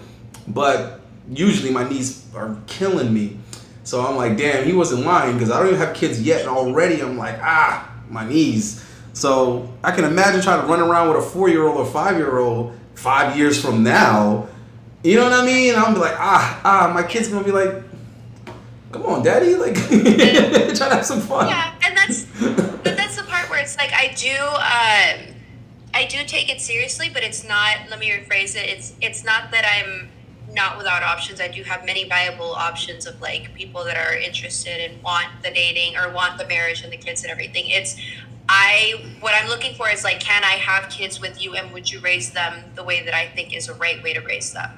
I'm not like meticulous on it, but like I want a manly man. I want someone that's going to teach my kids how to change their own oil. I want someone that's going to show them how to protect a woman. I want to show them how to how to respect themselves. I want to have, especially if I have a girl, I want to make sure that I have a husband that's going to love his daughter. That's like one of the biggest things for me.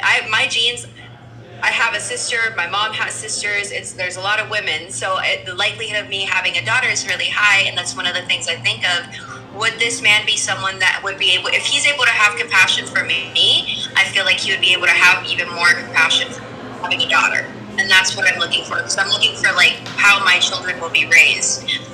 So I have the options, but so far I have not found someone that I feel like would be able to provide that emotional support for kids. And that's what my biggest thing is. I feel like I found guys with drive, with compassion, they're good guys, all these things. But that one factor of the emotional availability is one of the biggest things that I think I'm looking for.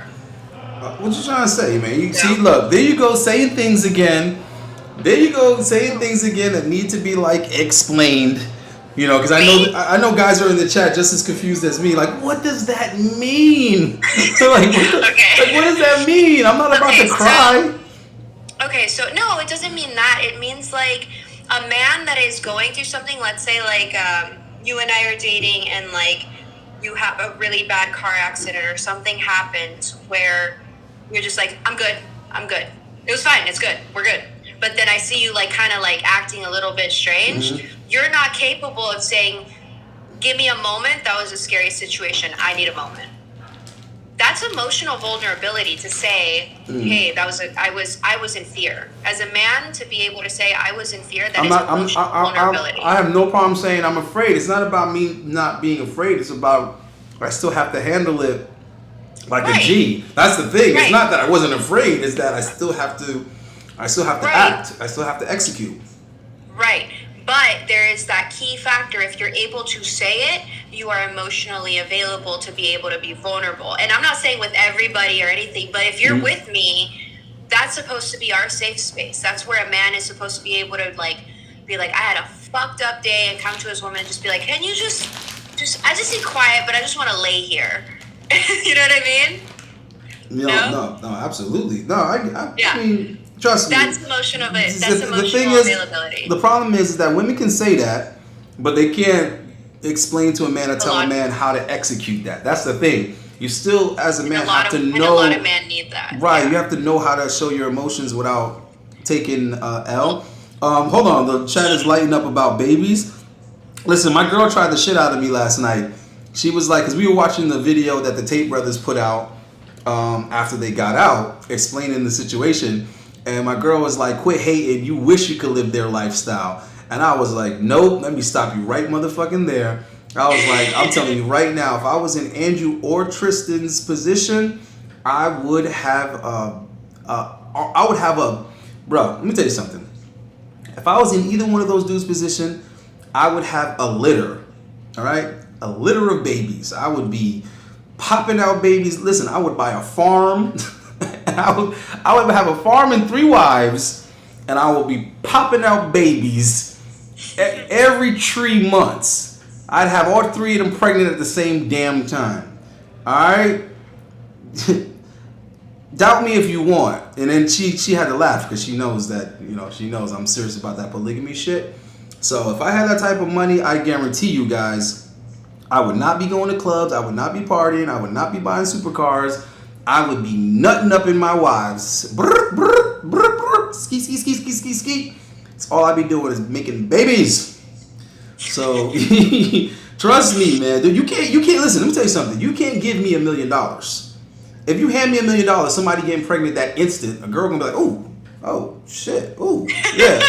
I feel different. Yeah, instantly she getting pregnant. I'm gonna look at her, she gonna get pregnant. So that's all I'm waiting on, man, is to have that type of financial security where I feel confident that I could just buy a piece of land and them peoples can't fuck with me. That's what I got told I'm picky as hell. That's what I want. Well, I'm a guy, so I can, if I have money, I can pick what I want. That's the thing. Yeah. All a guy needs is success and money to be picky. Mm-hmm. Success and money to be picky. Yeah, that's all. I mean, sort of. That's all the guy needs, man. Damn right, I can have kids tomorrow if I wanted to, but I want to make sure that I can, control the situation and the environment. I don't want, I don't want to have to worry about anything. Mm-hmm. Oh, you were reading what they said that you're picky. Yeah. Oh my God. Yeah, I mean, look, like I said, there are guys that like women in her situation and with her mindset. There are. I mean, I've seen it, so I know it exists. It's not the majority though, guys. Minka, there's very few guys that might want to marry you that are at the level that you want, but they do exist. So another $10 super chat here from Black Zen Z. So he pretty much sponsored the damn stream, guys. I want to have a kid with a 34-year-old. I wouldn't want to put her on the child's life at risk. The rise of autism children are attributed to late pregnancies. I mean, see, here's the thing with that. You know what I mean? Because, you would say that, but that really only applies to a first child if you think about it, because there's people that have been together, they had their first kid when the woman was 26, 27, and then they end up having the second kid 3-4 years later, and then they end up having a third kid 2 or 3 years later, but by the time they have the third kid, she's 36, 34. So the question is, what's the difference between her having her first kid at 34 or her third kid at 34? You get what I mean? But it's not like women don't be having kids in their mid to late 30s. They do. It's just that generally speaking, it's not their first kid. So, I mean, there's that. And there's another thing you guys got to take into consideration. I'm 40. That's what I'm telling you straight up. I don't want to have my kids with a woman that's in her 30s. But guys that are 50, I have a couple of clients that are in their 50s and they are just now marrying women that are in their 30s, and to them, she's a young bitch. To them, she's young. If you're 54, 55, and you married a 32-year-old, to you, she's young. You're old enough to be her dad. So, and if that 50-something-year-old guy either doesn't have a kid or he already had a kid from his previous marriage or something like that but wants more kids, I mean, think about it. It's still happening.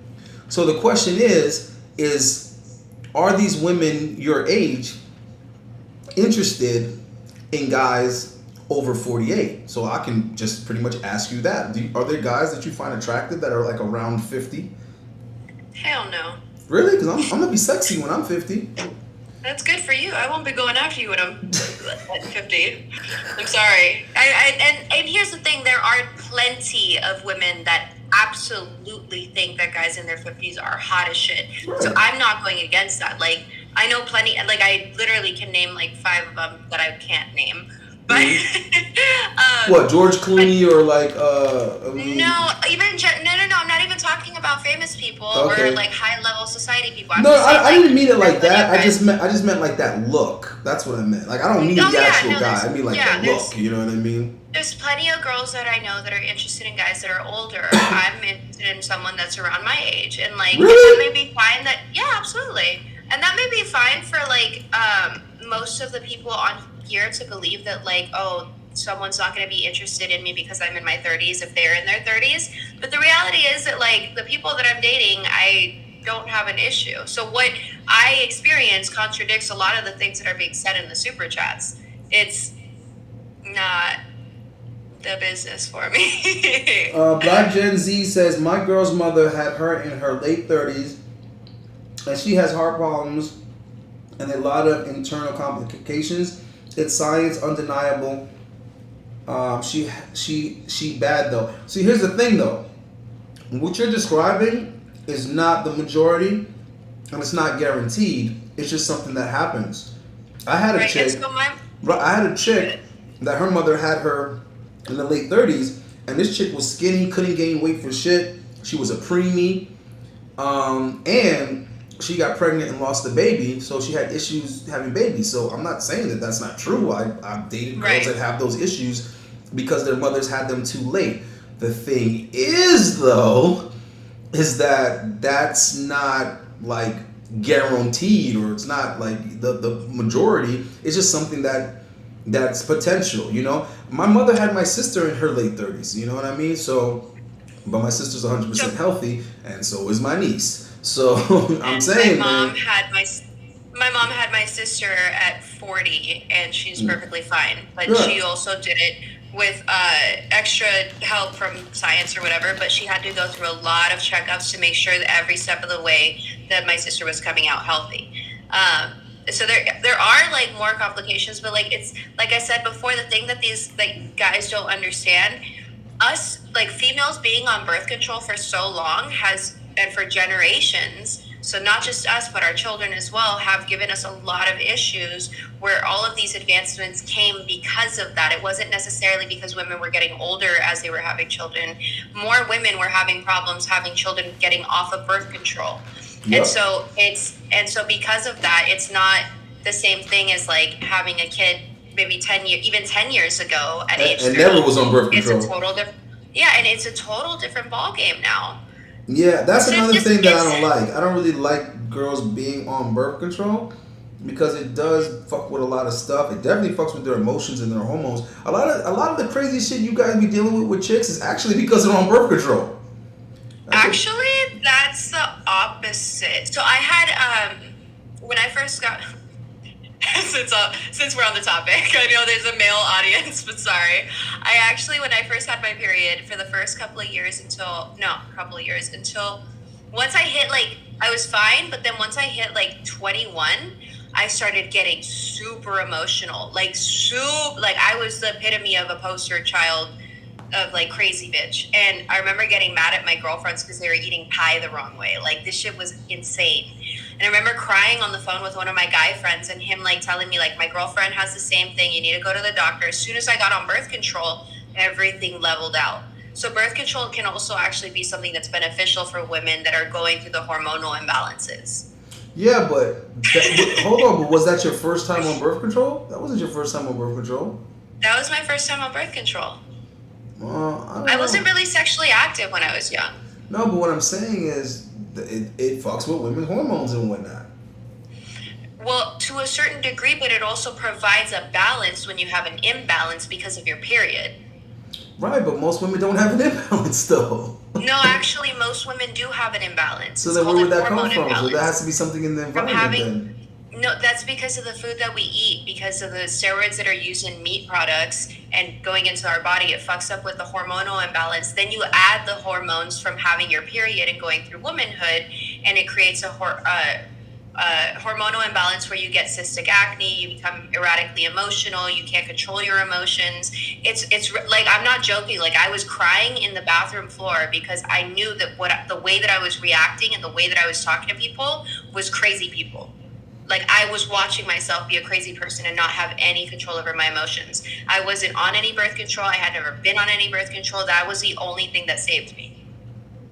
I'm saying, like, that's what I mean. Like, guys don't realize there's like a whole whirlwind that we go through of like, do this, don't do that, that's bad. No, yes. Like, it's like, what? And each woman is different. I have a girlfriend that was on the birth control that goes in your arm. And as soon as she was on it, she gained a shit ton of weight. And it was the opposite for her, where it's like more of what you're saying, where it messed with her hormones. She gained a ton of weight. She had cystic acne. She was not in control of her emotions whatsoever. She was like me when I was not on birth control. Then she switched it to something else, and then something else until I think it was her fourth try that she found something that worked for her the same way, balanced her out. it's a process and it sucks, but like it's on the other side of that, even the benefits, it's like you say, women nowadays are having a harder time. And there's like, you can look at commercials and all the different companies that there are now, specifically because being on birth control for such a long period of time, even in the starting in like, let's say the 60s, then every daughter that you've had since then is also on birth control. Now we're at the point where there are women that get off of birth control that sometimes they're sterile. Like, yeah, because it's so generational at this point. Hold on, this is a very interesting super chat here.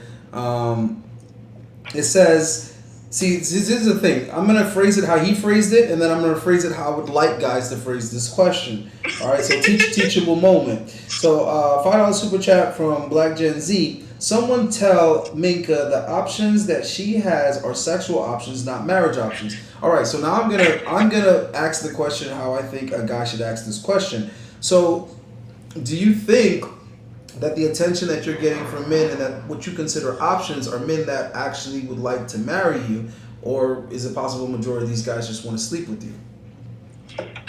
I would say that obviously a majority of guys want to sleep with me, but the guys that I'm saying are options are guys that see me as marriage material. That I wouldn't say, I'm not ignorant. I wouldn't say these things just to pull it out of my ass to say like, people like me, like, whoa. But how do you come to that assessment? How do you know that? Just because they said that? They told me. Right. Like, I have one. But they told you that though they didn't. I have one guy that has you. asked because I've said no.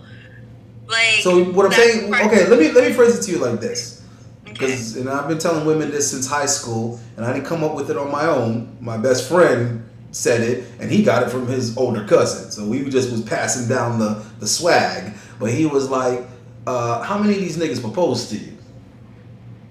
I've had 4 proposals, 3 or 4. Well, one was like I immediately was like, "Please don't do that," but there's been 4 total. Okay, I mean, hey, I guess I can't argue with that. But it is a common theme that women mistake guys that just want to smash with guys that want to marry. I totally and that's why I'm not upset at these comments, because I understand where they come from, and there's a lot of girls on here that are like, I'm wanted, but the truth is like men just want to use them. When I say that I have options, what I mean is I have viable options from successful men that have told me, have made offers, wanted to say like, can you move down to Miami? Can you move to Chicago? Can you move to New York? I want to take care of you. I want us to finally be together. La da da da da da. Plus, I've had 4 proposals, and every guy that I've broken up with, or that we've broken up just because it didn't work out, has always come back. So when I say that I have options, when I say that I don't have an issue, when I say that I'm not concerned with that because I'm looking for what will work for me, that's what I mean. I'm not saying the DMs, I'm not saying of people who want to sleep with me, and I'm certainly not entertaining a bunch of people and keeping them on a roster either, because that's fucked up. Well, I'm saying though, tick tock, tick tock, and I can talk about the app.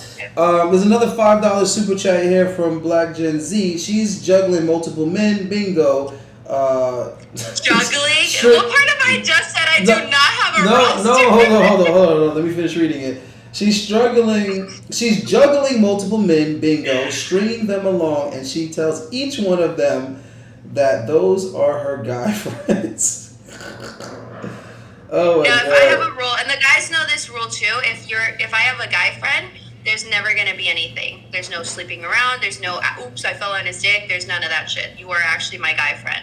And I have a lot of guy friends that have left because, like, I don't ever put out. It's like, it's not going to happen. Van Lee didn't super chat it, but he damn sure made a good point. He said, so these guys are her type.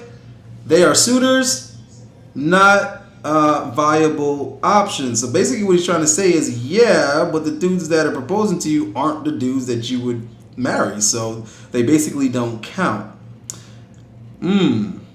So the question, so what y'all are saying is, damned if I do, damned if I don't. But hold on. Before you respond to that, let me just add on what Liberty Sports Card said, which is no offense, but those are Sims no women want to marry. I kind of do agree with that to an extent, though. So now who's judging?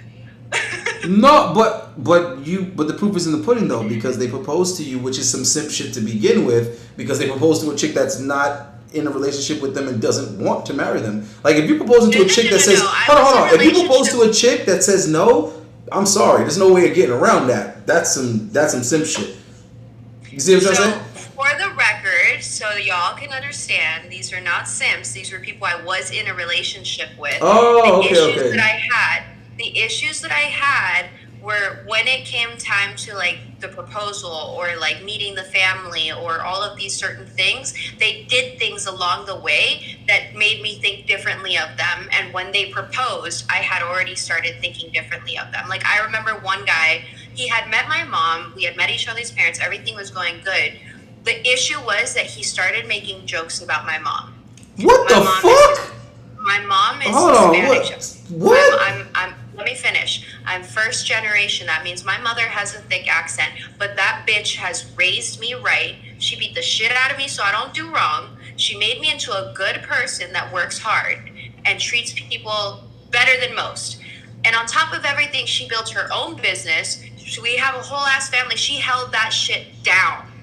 So for this guy to start making little jokes about my mom's accent and mimicking it totally changed everything where I could not, when it came time to him proposing to me, I couldn't, there was no, you took away the respect that I have for my family and made a joke out of it. I could never be with someone Yeah, like that. but did you tell him that to his face? Like, dude, what was that about? I did, and that's the issue. But the problem is that Ayande, you're a genuine like human being. Would you have ever done that to begin with? No, that's why that shocked me. That was if I had done it, it would have been like to your You mom, with her, like with her in a playful way.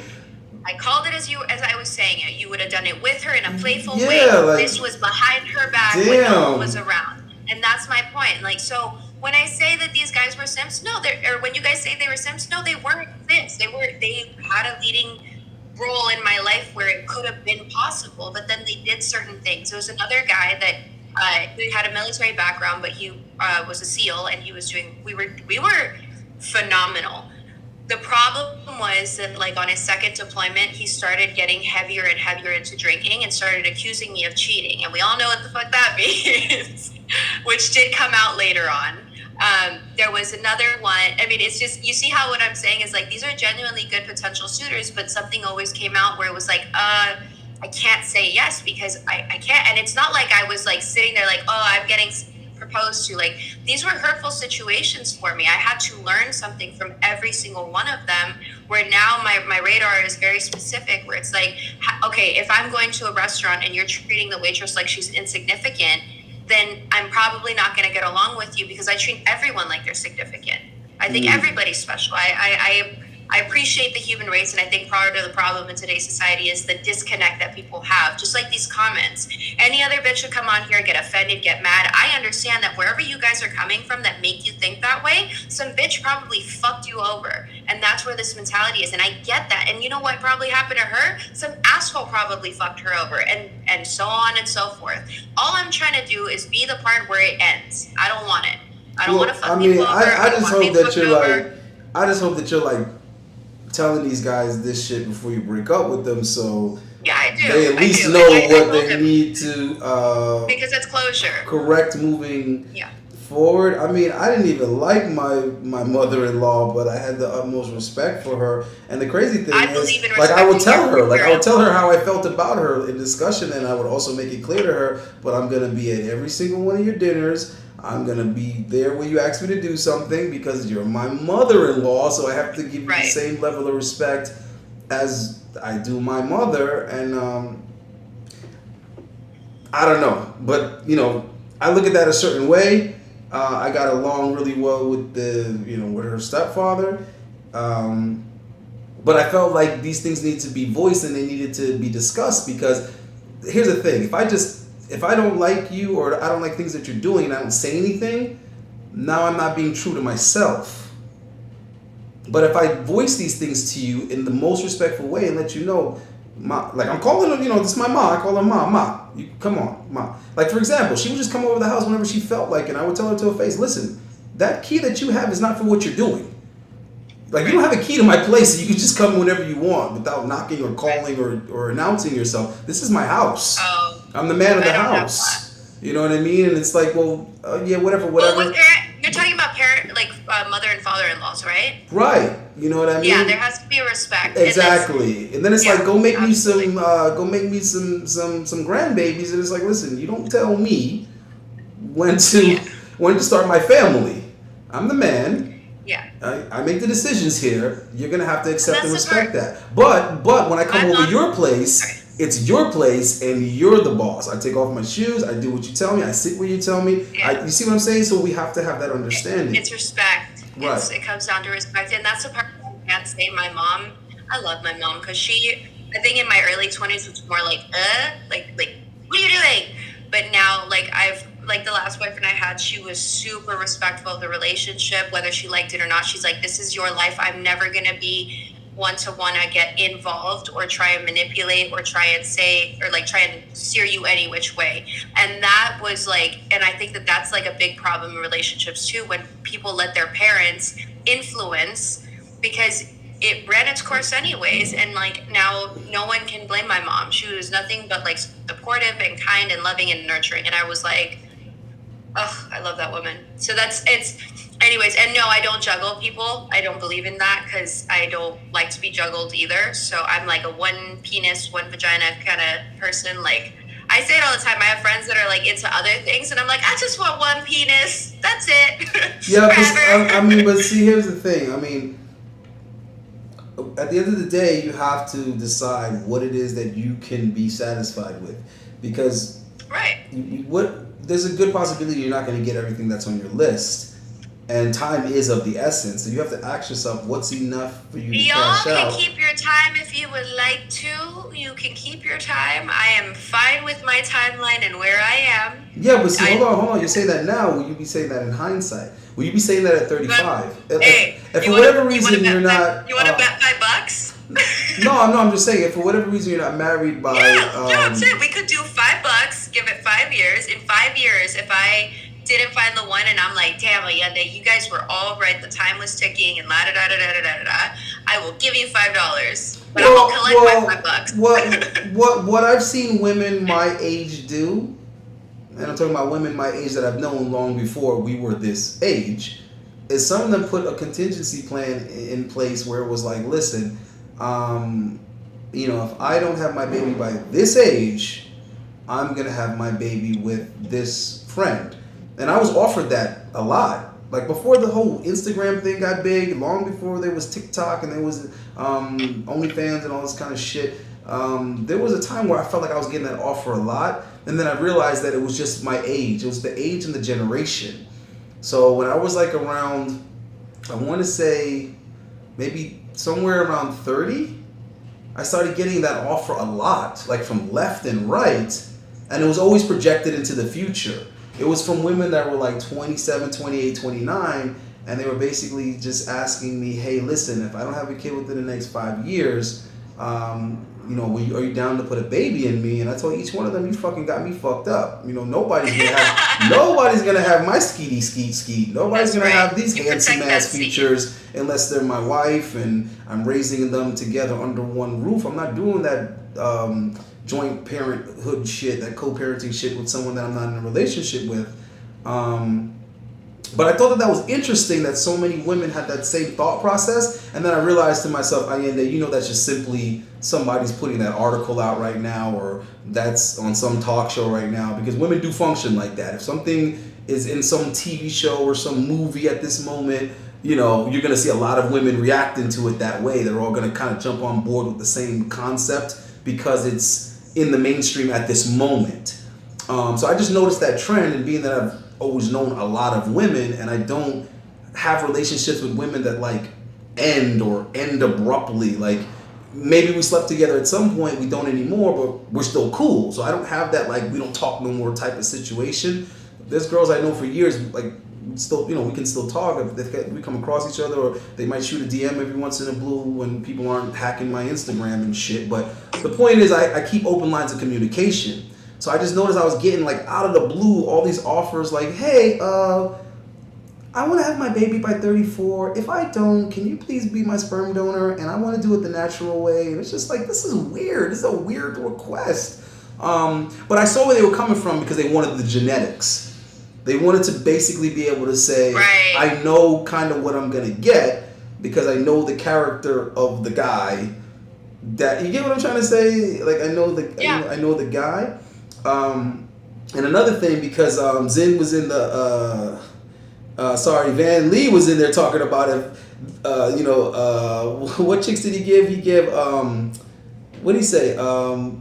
Steve Harvey's stepdaughter. What examples he gave? He was talking about 3 chicks that if they were proposing to him, he wouldn't be turning them down. See, this is the thing, bro. You guys be saying a lot of definitive stuff. Every time I've gone to Canada, I've been proposed to multiple times. And it was always extremely gorgeous women that had their shit together. Like they had their own money, if not more than me. They had resources, they owned property, condos, they drove luxury cars.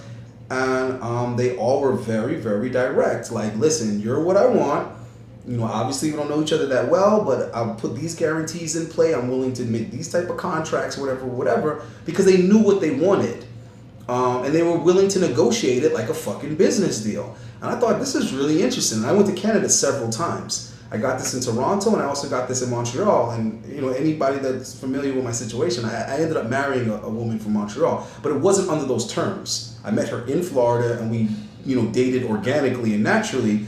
But I knew what I was worth in certain places and certain situations from traveling and women being that upfront. Like, listen, I'm 27. This is what I want.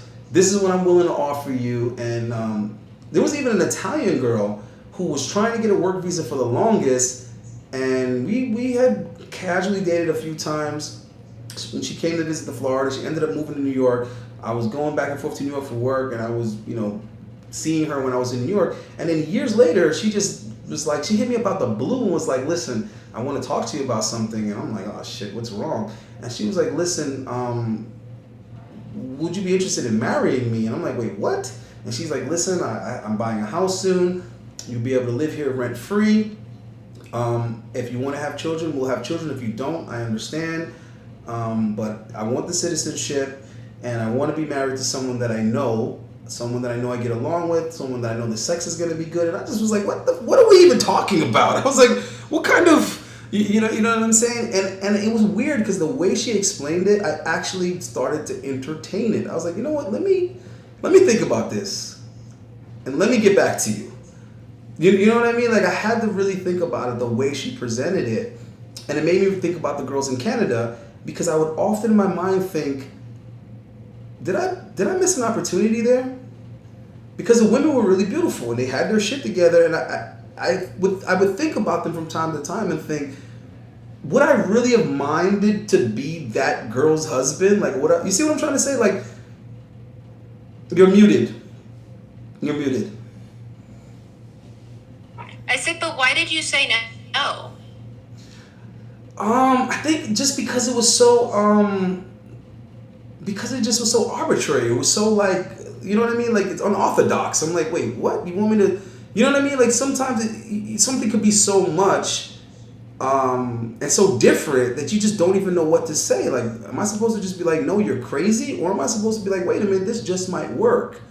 And they were, like I said, they were all really, really beautiful women. Like, they were women that I would have dated and everything, but it just seemed like such a commitment. And then I was like, but is it though? Is it? If we discussed it and we agreed on it, is it really pressure? So I've always been curious, did I make the right decision telling those women no? Unmute your thing. Unmute your mic. But I think the real issue was that I don't trust women. And I'm just being honest. Like, I don't trust women when it comes to agreements and contracts. I feel like they could change their mind at any fucking time. And I think that's the part that made me uncomfortable. I'm like, yeah, but what if you say something different and there's kids involved? Like you're telling me if I want to have a baby, we can have a baby. That's the worst part, yeah. And you know what I mean? And then it's like, imagine how that would go in court. She promised me that, you know, I would have this and I would have half of that and I would have, it's like, motherfucker, How you sound saying that you're entitled to this, this, and this because of what she promised you? Um, so that I think was the issue, is that I just didn't think that these women were going to keep their word. But if And there was a way to give me a guarantee, I think I would have said yes to somebody.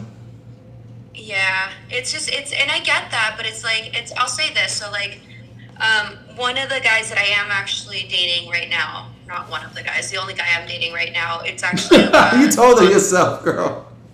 huh? No, it's because I was dating around, but it's always one at a time. Okay. Um, I told, even like if I'm sleeping with someone, one guy I remember he asked me, he's like, "Oh, you don't get decked down by other guys?" I'm like, "No, like I only do one at a time. I don't know why. Maybe it's wrong or right. I don't know what it is, but like I personally can only deal with one human being at a time in that intimate capacity." And like, but I am dating someone, and like it is scary. Absolutely, it's scary because it's like I've known him for a long time, and like.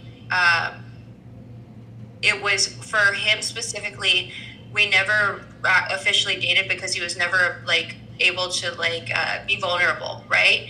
And so we started dating, and he's like totally vulnerable. It doesn't mean he's emotional, but it does mean that he's like, we're talking and there's a connection. I feel the connection, and like we talk about our days, we talk about the things that are happening in politics. It's a thing, but like if you think about it and you stop to think, I've stopped to think about it, it is scary. And I've even told him sometimes when it's like he's being really sweet to me, I'm like, I take a deep breath and I'm like, I'm just like not used to this side of you, and it's just a little scary for me, but I'm telling you because I don't want you to stop. I really don't. And I don't want to say anything stupid to try and make it a joke. Like, I appreciate you so much and what you're doing right now and how you're treating me and the compassion that you're having for me. And like, I can't wait to see you this Friday, or I can't wait to see, you know what I mean? Like, but that's the part where it's like, because I get it. Like, this is dating. You know what I mean? Like, it is scary. It's scary to think that like you get so close to someone and then like it just ends, or that they cheat on you, or they leave you, or they like wanted something and they master manipulated a whole plan to like screw you Mm. over somehow. It's Or, these are scary or times. or you agree to it as two consenting adults coming in, willing to take a risk, and end up falling in love with each other. Because that's what I was thinking too. I'm like, damn, Right. man, it's like it's not like I'm not lovable. It's not like Right. it's not I'm not doubting that, because I've had many Yeah. relationships that started casual and it was supposed to be no strings attached and blah blah blah, and then it became something else. Um, so yeah, man, I don't know. And It was just really interesting. But then it's like, But it is something you have to walk in through, because like it's just like when dating coaches tell guys like just be confident, just be yourself. Like you have to take baby steps through that. And I tell all people, girls or guys, it doesn't matter. If you're going through that and you have the fear, like it's some the way that I deal with it is genuinely like I say like, hey, this is a little scary for you, but please don't stop. And like I know this is my issue and I'm working through it. It's gonna go away. I'm just this is real and it's really nice and I'm scared to lose it, because that's the reality of it. That's where that's if you're I just don't want to. I'll tell you this. I was at an event like maybe it's been like 4 weeks ago now, and there was a shooting at the event, and it was like the table right next to us, and this guy that had been asking me out that I was saying no to, trying to say like no, he ended up fucking using me as a human shield and like holding me there, and like it's one of those situations where you are in disbelief that it's happening, but you're watching it happen. And until you're in that situation, you really start thinking like, am I happy with my life? Am I happy with the person that I've been? Am I happy where my life has been? And I don't, one of the things that I feel like is a gift for me is that I was like, I am happy with who I am. I'm happy with how I've treated people. I don't have any regrets. Like it was like a really solidifying feeling and moment for me, where it's like I also don't I pride myself on not playing games. So like all these little like rules of like don't text within 3 days, don't seem too thirsty, don't I tell people like, hey, this is what I'm looking for, this is how I feel with you. Cool. Okay. If it's meant to be, then like the dude wants to move forward, then he's gonna move forward. If it's scary to him, he's gonna back the fuck up. Which is fine. It's just okay, next. And so it's just I think that it's a part of society and where we're at that like we've been conditioned that it's so scary that like we don't have to move forward. And where I'm at in my life, it's like I want to be the change where it's like, no, I'm gonna be able to say that I'm scared and still move forward, because I don't want to be that dumb bitch. It's like, oh, I missed out. I should have told him how I felt. I shouldn't have done this. I shouldn't have done that. Like, you know what I mean? I mean, well, I the thing is that society nor the government is holding people to this commitment anymore. That's the thing. Because, see, here's the thing. If I'm gonna say yes to something and I'm gonna agree to it, even if I start feeling different later on down the line, I'm just gonna make the best of it and stay loyal to the decision that I made. I'm gonna accept that even if I was wrong and I changed my mind on how I feel, I still have to stay committed to the choice that I made. That's the thing, and I feel like women aren't gonna do that though. Women are gonna try anything in the book to wiggle out of it, find an excuse to break that contract, find an excuse to blame someone else, and renege. Whereas a guy's gonna be like, "Fuck, I shouldn't have did this, but I did it, so I gotta deal with it." And there's a lot of men who are married and not happy, or in relationships and they're not happy, and they just keep sticking it through because we're invested and we're obligated. So you know what I mean? So it's a little bit different. And then if you leave the woman, you're a bastard. You're someone. Well, how could you do that? You left her and blah blah blah. But if she leaves you, it's do what makes you happy, girl. Know your value and don't stay if you're not happy and all this other kind of shit. And it's like people aren't always happy. So I do believe that there's a lot of women who are prolonging this shit, waiting for something perfect, and that perfect shit ain't never gonna happen. Even if they get the guy they think they want, what happens is he comes with a whole bunch of issues and problems that they didn't even know about because they don't have experience with it or experience with him, and they didn't know that guy that's 6'2" and makes this amount and blah blah blah comes with that. That's why you'll have women say he's busy all the time, he's always working, he never has time for me. It's like, what the fuck? You thought rich guys had free time?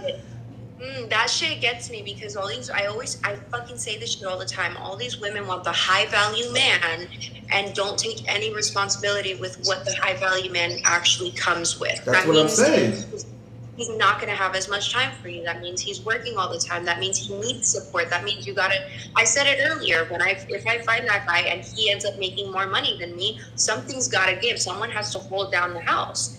And a lot of women think, and I'm a business-minded person, I have my business and everything, but if that time comes, something's got to give. And most likely it's going to be me cutting things off in a work capacity so that I can focus on someone holding down their home capacity, especially if he's making more money. Like, it's a lot of, I think the biggest issue is that, like, people are not willing to make compromise now. And one of the best pieces of advice that I was given is, like, if you're with someone and they're more than, like, 75% of what you want, make sure that, like, that's what you're okay with. Because let's say you say, like that guy that laughed at my mom, that's something I'm not okay with under any circumstance. That's not something I can look over, right? But let's say I meet another guy that's like 75%, but he never takes out the trash, he never does laundry, and he always orders food, but he never wants to, like, cook together. I can overlook that. Me to myself and my values, I can overlook that. What I can't overlook is my mom thing. So you got to figure out what can you deal with and what can you not. And, like, a lot of older guys that I know tell the younger guys, like, if you can drive across country with your girlfriend without wanting to kill each other, marry her. That's perfect. Right. And I was like, what do I do? Well, I mean, look, just find a damn husband. I will do it, and when I find it, I'll let you know. All right, well, listen, I know you gotta go and shit. It's about time to eat. I want to thank you for coming on. I mean, I really appreciate it. And yeah, man, you gotta get me on one of your joints eventually at some point in time. Hold on, I think Black Gen Z wants to poke you a couple more times before he leaves. Official body count formula equals her age. Subtract 18 times 7. Women have an average of 3 to 7 partners a year, while 33% of men 18 to 31 haven't lost their virginity. I don't know where these numbers or statistics come from. I mean, I don't know. I don't know where this formula came from. I guess you obviously don't want to discuss your body count. But generally speaking, body count does matter when you're gonna court a woman or you're thinking about being in a relationship with her. I mean, it definitely matters. But I mean, good luck getting that out of guys. Getting that out of women, guys. You can speculate all you want and try to come up with some type of formula, but at the end of the day, Um, yeah, a lot of guys can't handle the truth anyway. So it's tough these days with these women, bro. I don't know what to tell you. And men. I don't know, but just try to be a bigger slut than they are is all you can do, guys. That's all you can do. All you can do is try to get more experience than the women, guys. So you're gonna have to travel to put up the numbers that women put up locally. That's the thing. Yeah, you're not gonna be able to compete with these chicks when it comes to partners if they look good. And a lot of you guys aren't approaching enough. You ain't talking to enough women. You ain't closing enough deals. You ain't sucking enough pussy. I'm just being real. You ain't retaining enough coochie. You know what I mean? A lot of you guys aren't even getting the experience, sleeping with the same girl, let alone putting up the same body counts. You aren't even getting the same girl to sleep with you enough times to beat them on the experience tip. So yeah, get your man whoring on.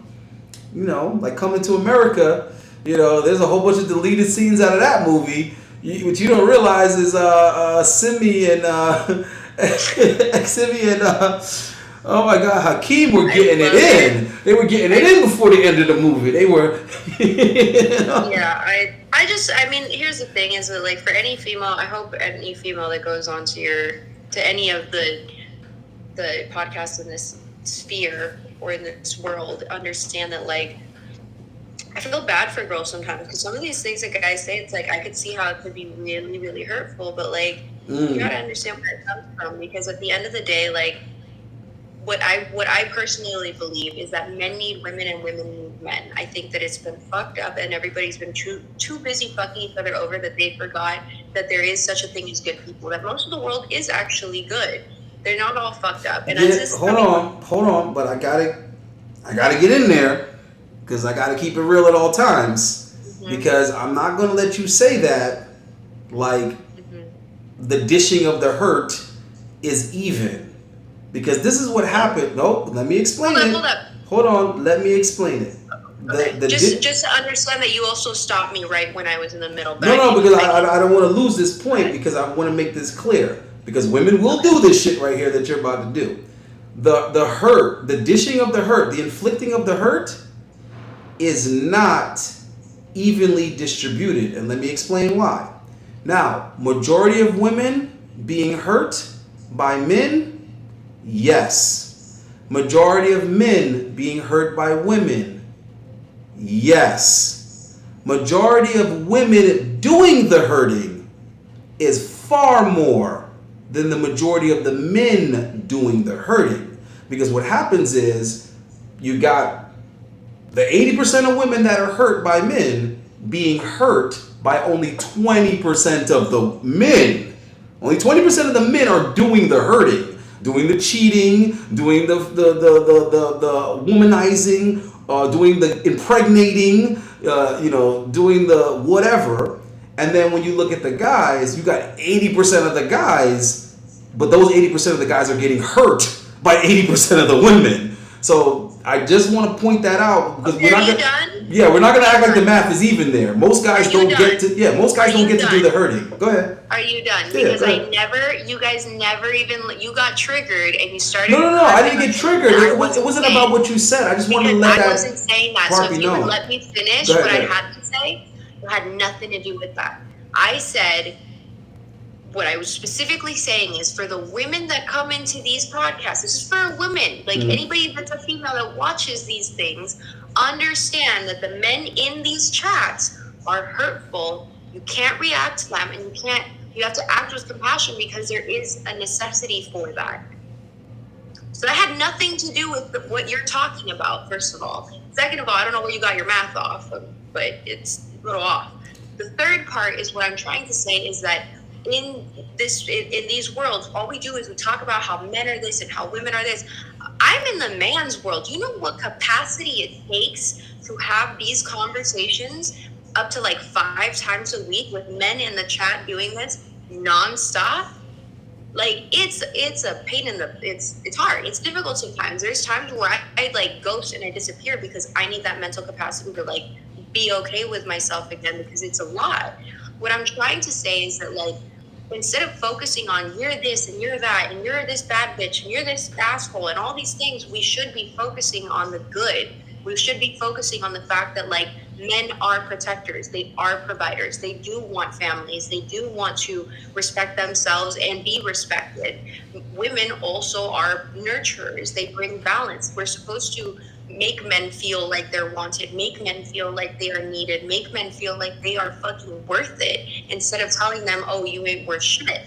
Like, that's what I was trying to say. So it had nothing No, to no, do no. with But like, what I said wasn't about the point that you were trying to make. It was just an important observation that needed to be made for all males and females that might have the benefit of listening to this. So it wasn't about the point that you were trying to make or rebuttaling the point that you were trying to make. What I'm trying to clear up is but the you fact. did. You said we're not going to skip over this because you No, brought this right, up. right. No, no, right. Because I was addressing exactly what you worded. It wasn't about your point.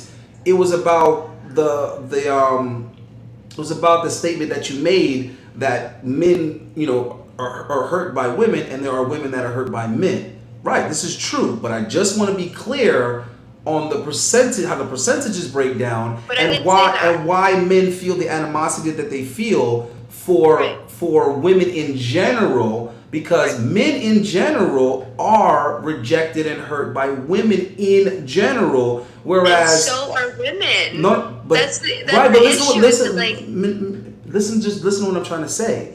But when it comes to the men hurting women, only a small percentage of men even get the opportunity to hurt the women, because the women are only dating, having sex with, and interacting with a small percentage of the men. That's what I'm trying to tell you. When women list all the horror stories of what men have done to them, they use the word men loosely, not realizing that that's only 20% of the men that even get an opportunity to fuck women. Only 20% of the men even have an opportunity to cheat. This is what I'm trying to tell you. When women say that, what they're not taking into account is you have to be able to at least get and secure a girlfriend in order to cheat on said girlfriend.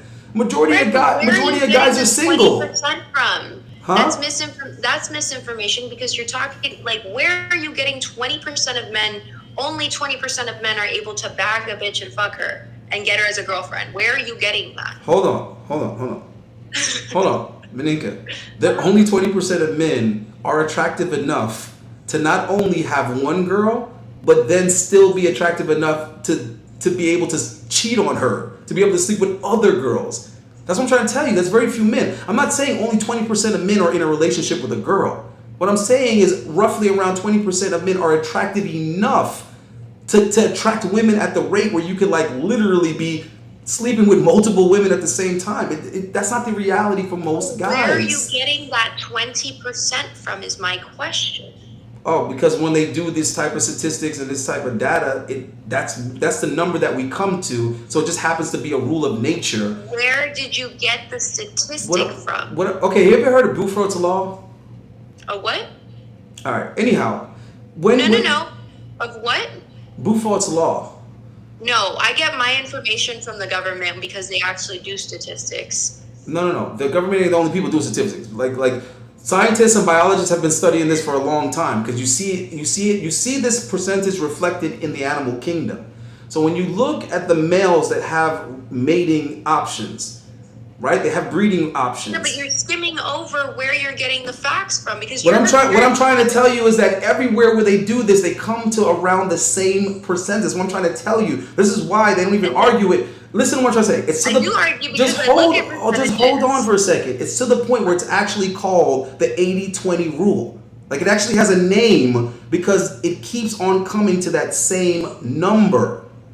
For example, when they take a sample group of men and then a sample group of women, and they ask the women what guys they find attractive, it always comes to right around 20% of the guys. And when they ask the guys what percentage of the women they find attractive they would sleep with, it comes to about 80%. So it's just a reoccurring theme in male-female attraction. The 80%, the 80-20 rule was based off of 80% of your attempts will gain 20% of your outcome. That's something completely different. You're talking about. No, that has to do with relationships. No, guys, get in the chat if you're familiar with what I'm talking about, because guys are very familiar with the 80-20 rule. This will educate me too, because where I get my information from is the government statistics and the census that they do every 10 years, as well as, I mean, I have a whole ass library right here because I used to be a counselor. Like, I'm into this stuff, and if you everything you just described about your preferences falls right into that same column, is what I'm trying to say. You saying that you're not married yet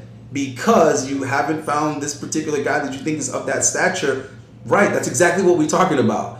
Women do not find most men attractive or something to settle for, whereas men, I guarantee you, 80% of guys would settle for you. 80% of guys would say, yes, she's good looking enough, I'm willing to settle for that. Whereas women, no, no, maybe 20%, okay, of guys, women would say, all right, he's good enough to even date or possibly marry. That's what I'm trying to say. That's just how our preferences are, which makes sense because women need a lot more, in play to pick a guy because they're more at risk in reproduction than men. Men, we can shoot our seed all around. We're not necessarily taking a risk. Yeah, maybe nowadays when you have laws forcing you to pay child support, but if that wasn't there, there wouldn't really be a risk for men when it comes to breeding. So, of course, the female animal of any species has to be more selective than the men. But that selectiveness falls into an 80-20 rule.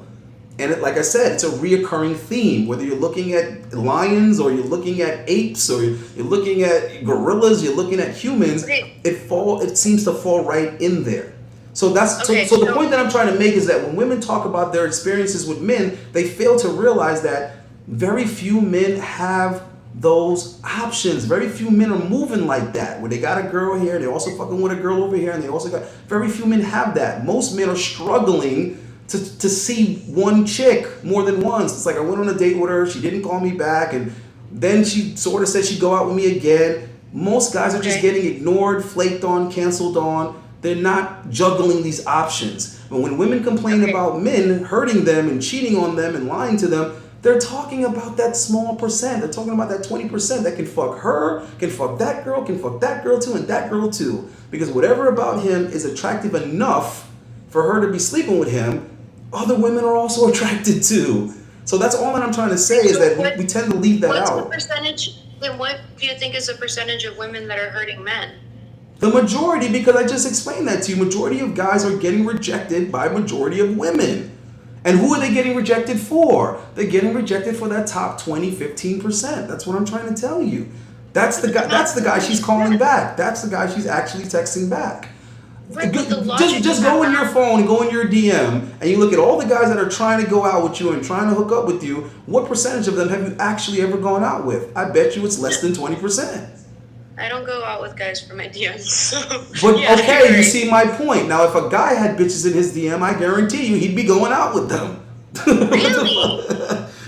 Hold on, I got a super chat in here from Liberty Sports Cars, $20 super chat. Minka, do you feel like you're just trying to change men that aren't going to change? Allende, side question, you still got spots on the 100-day challenge? Yes, brother, email me because I'm trying to get everybody coordinated on a start date so that nobody's gypped out of the time. That's the issue that I'm working with. I got like 6 guys interested right now, some guys on the fence. I'm trying to get everybody all on the same page so we can all start at the same time.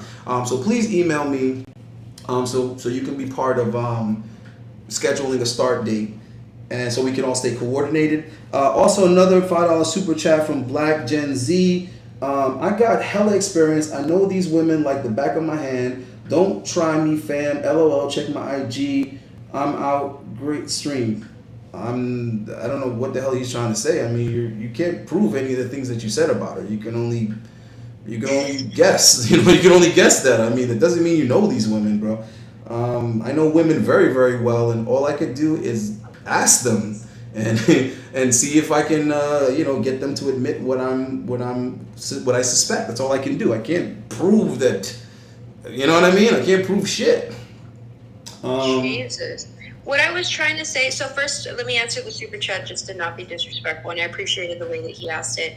I'm not trying to change any men. That's why I just haven't found him, because I don't believe in trying to, unless it's like a committed relationship and things come up and like it takes compromise and all of that. That's one thing, but for the most part, like if someone is the way that they are, I'm not going to sit there and try and beg them or change them into what I want. That's not kind of cool. But so what I was trying to say earlier was, Ayunde, you have other females on these things, right? Mm-hmm.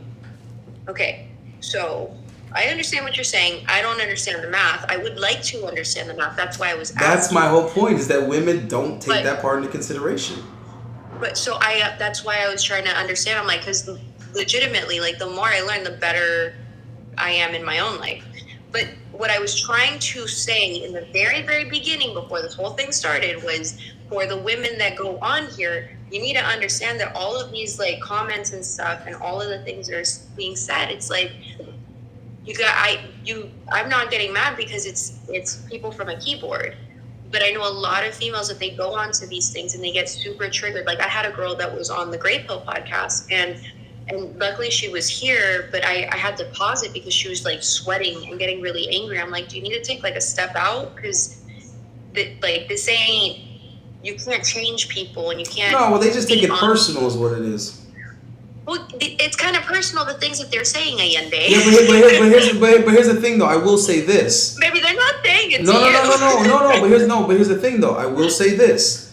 Even if men aren't saying something directly to a female, if you're talking about females, they will still get offended, which is amazing to me, because I've had, like for example, women will get offended. You could talk about single mothers, and women will get offended and not even have kids, and it's like, what the. You see what I mean? Women don't like to hear women spoken about badly. And how they're talking about me, like I'm good, but I'm saying this because you're the one. This is your platform, and I want to support every which way I can. This is for the people that are in the chat. Women are not going to be able to have these conversations and tell be them that on all your the time. questions when you're so aggressive. At least try to like understand or something, because what's gonna happen is that like it's gonna be dubbed as like a fresh and fit or something like that, and that's not who you are. I tell guys that all the time. There's so many girls that come on, they have a good experience, and then they go home and then they read the chats and they feel completely different about the experience now. And then I'm the one that has to get punished for that, because now they're like, fuck me, fuck your podcast, and I'm like, yo, you were fine yesterday. Because they didn't read the comments yet, and they didn't hear their friends read the comments. Once their friends read the comments, exactly, and that's what I'm trying to say, because it's not towards you. Because, like I said, like you and I have a relationship outside of this, and we've always been respectful. We always support each other. It's this message is more to the chat of understanding. You guys have a responsibility, because the girls that are going to be coming on here, they may not want to come on here, and it's good content. It's good information. It's good content. There's good questions that are being asked. It's a good platform to have. Just try and like ease up a little bit. It's not with me. I'm good. Like, it's not even just the platform. And that's what I'm trying to tell these guys. Because a lot of people on the internet, they just say anything. They don't care, because there's no ramification. It's not your platform, and you don't have to be confronted by any of these people in real life. That's why I tell guys all the time. You're making these comments like you would say it to my face, and then they act tough like I'd say it to your face. It's like, no, you wouldn't, bro. No, you wouldn't. Because I wouldn't even hit you. I just pick you up and drop you on your face. No, real shit. I'm not even. A lot of times I don't even waste time like punching people anymore. I just literally pick them up and drop them on themselves. Let their own body weight do the damage. So it's like, you're not gonna go around saying that to grown men. So stop.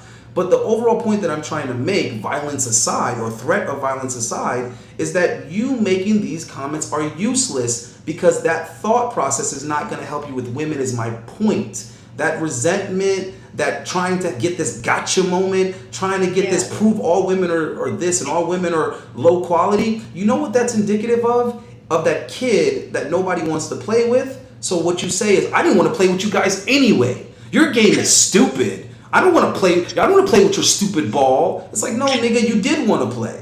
So when guys make these type of comments, you're not winning. You're not winning by trying to one up the girls or embarrass the girls or expose them. You're still losing. You're just losing resentfully when at the end of the day, let's be real. What you really want is hugs and kisses. What you really want is good sex. What you really want is oral. What you really want is companionship. What you really want is respect. What you really want is admiration. Knock it the fuck off.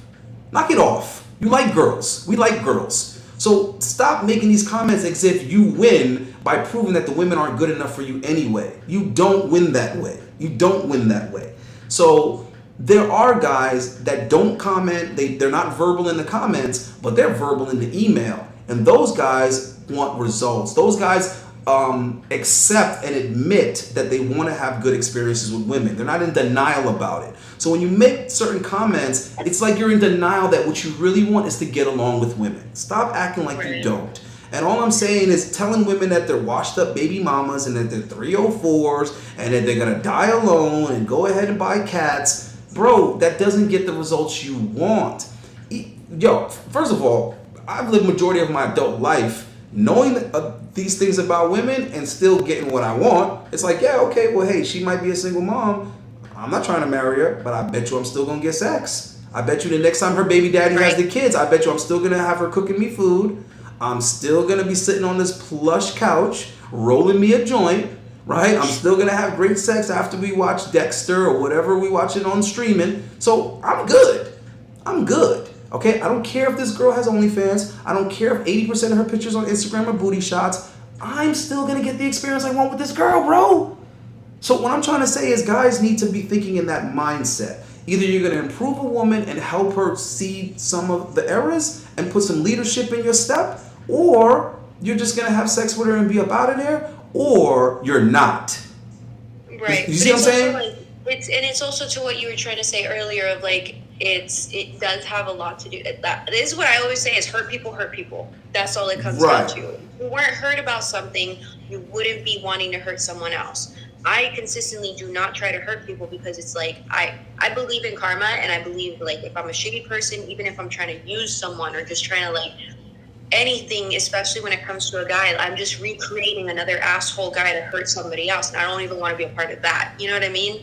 It's my whole point in saying that earlier was just about like being conscious of like you guys want people to be on here, so just that's what I'm trying to say. Don't get me wrong. Don't get me wrong.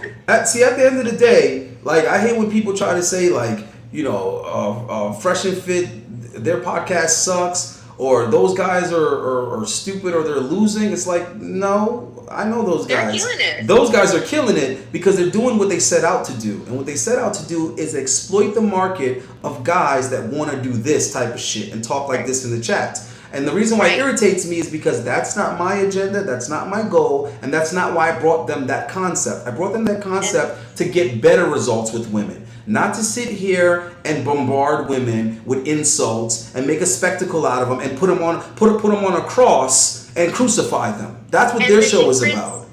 Right? And the difference is that the women that are going on that show, y'all know damn well what you're getting. They're just going for clout. Those women don't care. Those girls are laughing to the bank. That's the funny thing is that those girls are laughing at the subs. What kind of women are they, Yende? Yeah, they're clout chasing. Those women are laughing to the bank because half the guys that are over there insulting them right after are like, ooh, what's your OnlyFans again? What's your OnlyFans again? Because I want to see you naked. Ooh, what's your OnlyFans again? Oh, I'm a sub. I'm a sub. What's your OnlyFans again? Oh, come on, man. They be dudes in there insulting the chick the whole damn show, paying super chats to insult her, and then after the show is over, 2 days later, flying her out to Dubai. So it's like, it's unbelievable because these guys insult these chicks for 2 hours, but they know they want to sleep with them. You know you want to be with them. That shit's whack, bro. To me, that's super lame. That's the same as trying to talk to a girl, and when she rejects you, you be like, bitch, you ugly anyway. Growing up, I hated when guys would do that. That is the corniest shit ever. Trying to get a girl, and when she turns you down, you start insulting her and saying, bitch, you ugly anyway. Bitch, you ain't got no ass anyway. Bitch, you got little titties anyway. It's like, motherfucker, you was just trying to get her, and now you over here telling her that you over here trying to insult her? You know how feminine that is? That's what women do. Women try to hurt your feelings when they don't get what they want from you. Then they try to insult your character, and they try to pick apart at your insecurities. That's the same as a woman saying, you got a little dick anyway. I got a little dick, but you was fucking me? You see what I'm trying to say? Come on, bro. That's that I was raised by a single mother energy, and I'm always gonna call it out. I'm the wrong motherfucker. Oh my God. If you think I'm gonna let something slide past the radar, I'm not gonna let it slide past the radar, bro. Don't be that guy. He's not learning anything. He's like, she gonna cry. They're not getting it. Hold on. All right. Hold on. There's another super chat in here somewhere. I thought I saw another one. Maybe I was wrong. Here it is. Black Gen Z, government data is trash. They suck at data. The FBI can't even produce crime data for 2021. University and corporate studies are only reliable. I don't rely on none of these motherfuckers because they all got an agenda. No, I said specifically the census, not any of the other. Yeah, I mean, first of all, the census is always been a lie. And I don't believe anything that the government puts together because they're literally trying to govern our minds. Black Gen Z, $2 super chat. Only 34% of men in human history have reproduced. That's what I'm trying to say. Like, but I get it that women don't understand these numbers because they don't.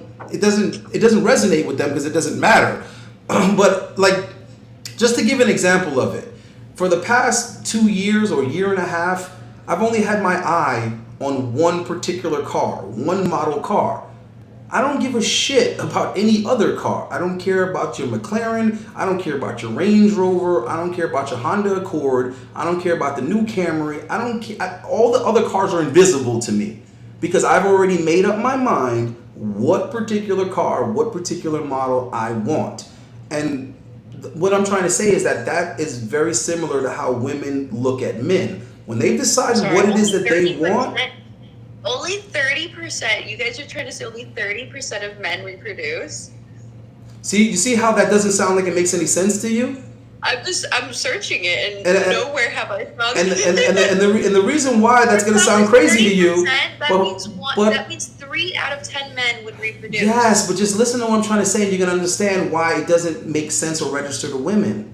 Because the same way I'm trying to tell you the cars that I'm not interested in are invisible to me, but I always notice the car that I want when I see it go by. I notice all of them. None of them miss my radar. If they're anywhere in my proximity, I notice that car because it's the only car I'm interested in.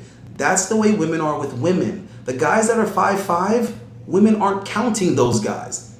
A woman can pass 7 guys. She can pass 7 guys a day that are 5'5", and she will not even remember one of them. They're not in her radar. They're invisible. But guess what? That guy that's 5'5", he never had any babies. No women ever wanted him. No women ever wanted to get pregnant by him or reproduce by him. So we need to make an app.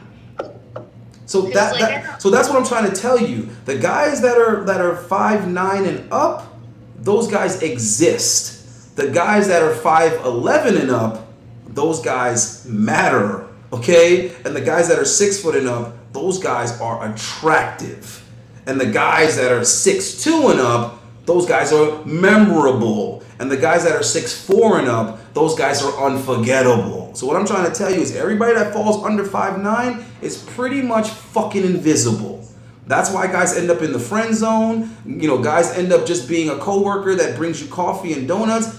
You don't think about him, is what I'm trying to tell you. He doesn't come up in your mind. If he's not giving you something and doing something for you, you're not thinking about him.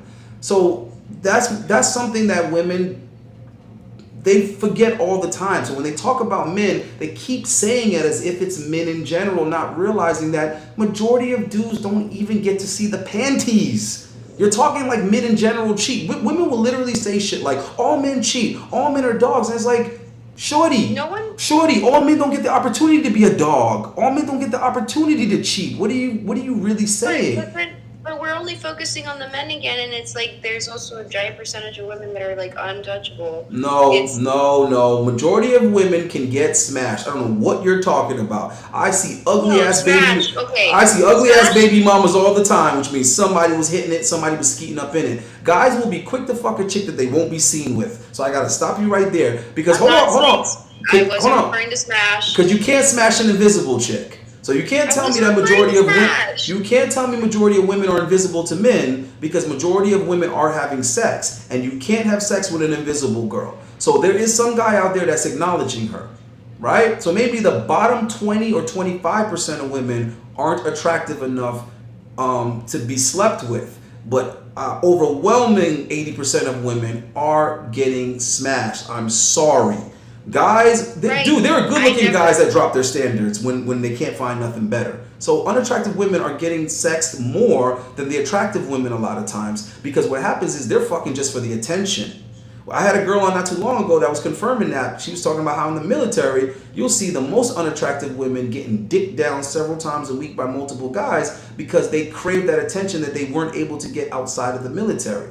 Because guys will fuck anything out of desperation. And if you don't believe that, talk to somebody that's been in prison for more than 3 years. Men will fuck the most feminine dudes in prison because they're not getting sex. Okay? There's plenty of dudes go to prison. Next thing you know, they're sleeping with transgender, they're sleeping with drag queens or whatever. Because the most feminine thing that they can find, they gonna poke it. So I'm just being honest, bro. I'm not trying to be a dick. I'm not trying to be vulgar. I get it. I'm just just speaking saying I facts. never Guys don't said have a that. standard when it comes to sex. Oh my god, I get it, but I never said that. Again, it's like it's only like part of what I'm saying you take out of context and you run with it, and I'm not saying that. What I said was there are plenty of women that are invisible that get dicked down too, and it's like, or that don't get dicked down. That's all I was saying. I not wasn't saying taking it that out of they're context. I was addressing just what you said, and I'm telling you, they do get dicked down. Okay. Maybe not by the guy they want to get dicked down by, but they get dicked down. Okay. They don't get the relationship, is what you mean to say. They're invisible when it comes time for commitment. That Yeah. I'll agree with you. But they are not invisible when it's time for a sneaky link. Oh no, they are very visible. They are very visible. I get that. Mm. But it's like it's fine. There's another $5 super chat in here from. I am gonna have to leave though because it's almost 3 hours and I'm trying to close out right now. It's just a couple more super chats, but if you gotta go, I'll close it out by myself. Thank you for coming through and showing some love, and trying to have another classic conversation as always. Okay, I'm not mad at you for that. So, no, I'm saying thanks for coming through and having a conversation with us. Always, man. We appreciate you, and everybody in the chat appreciates you either way. So, I mean, I at the end of the day, it's all love. I just wanted to support you, dude. You are doing it, and this shit is not easy, and it's not for the faint of heart, and it's not for the weak, and it's not for the people that get played out of pocket or have their emotions all tied up. Mm-hmm. So anytime, that's why when you were, I was like, I know I had a busy week, and I called you. I'm like, dude, I'm so sorry. I don't want you to. I have respect for you, so I didn't want you to think that it was disrespectful. But it was my birthday week and work and everything. I was like, Yeah, happy birthday again. Just make sure you invite me to the wedding, man, because I need an excuse to get another suit. Oh, I will. Oh, absolutely. I need an excuse to dress like Cam Newton. Exactly. All right, man. Hopefully we'll see you soon, and I'm definitely gonna check out the Great Pill. So yeah, man, holla at me. Absolutely. Thanks, Ayende. I hope you have a good night. Good night, everybody in the chat. All right, everybody say good night. Thanks for having her. All right, shorty. Okay, let me finish up with these super chats real quick. All right, so I got Liberty Sports cards in here, $5 super chat. AA is on a much higher level of thinking than F and F. Thank you, brother, for your vast knowledge. Thanks for coming on, Minka. Yeah, man, for sure. I mean, like I said, bro, I'm trying to get guys better results, bro. You know what I'm saying? It is what it is with all the other stuff. We can't change the world, but we can change ourselves. We can change our decision making and how we interact with the world and get better results. And that's what I'm here for, because that small percentage of guys is going to get results. So I'm trying to get guys in that percentile. All right, let's see what else is in here. Any more comments? All right, you guys got tons of comments in here, so you guys definitely liked Minka, because you niggas was verbal tonight. Black Goat for her podcast. All right, man. So listen, I want to get the heck up out of here too, guys. I got to eat something. So thank you for rocking with us. And all you niggas complaining about the live streaming, you ain't gonna be complaining later, so quit complaining now. Not going to lie, they got good guests like Andrew Tate. Sensa sucks too. How is she cloud chases? Is she just talking on the pod? What's hurtful feelings to you is regular discourse to us. Yeah, facts, guys. Facts, guys. Yeah, facts. All right. Well, listen, I'm out of here, guys. I'll see you on the next one.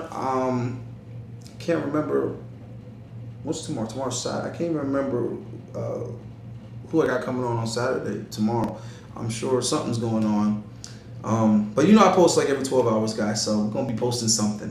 All right. So I'm out of here. Thanks for rocking with us. Any special requests, get me in the email. Also with the consults, get in there too. I mean, I'll book you guys how I can. I mean, there's a lot going on with the consults, but I can, I'm good at kind of moving things around and getting guys scheduled in within 3 days time. Just bear with me on that one, but definitely come in on that because guys are getting a lot of results with that, and I like that. I like guys getting their head right and getting some useful advice that they can apply, like practical things, not just shit that's obvious or shit you already heard. We're telling you how to step by step do what you need to do as an individual to get your shit right, and I want you guys to benefit from my perspective. Also, definitely get at me. All these guys that are trying to lose fat and get tight for the summer that's coming up, let's get in this 100-day challenge. I'm trying to make it so affordable. It's a ton of value for $100. I mean, what, $1 a day, guys? I mean, all I'm saying is don't miss the opportunity because I don't want to hear any shoulda, coulda, wouldas later. Get in there, join that community, join that group chat, and be able to see your damn abs by June. All right, guys. Other than that, I'll see you on the next one.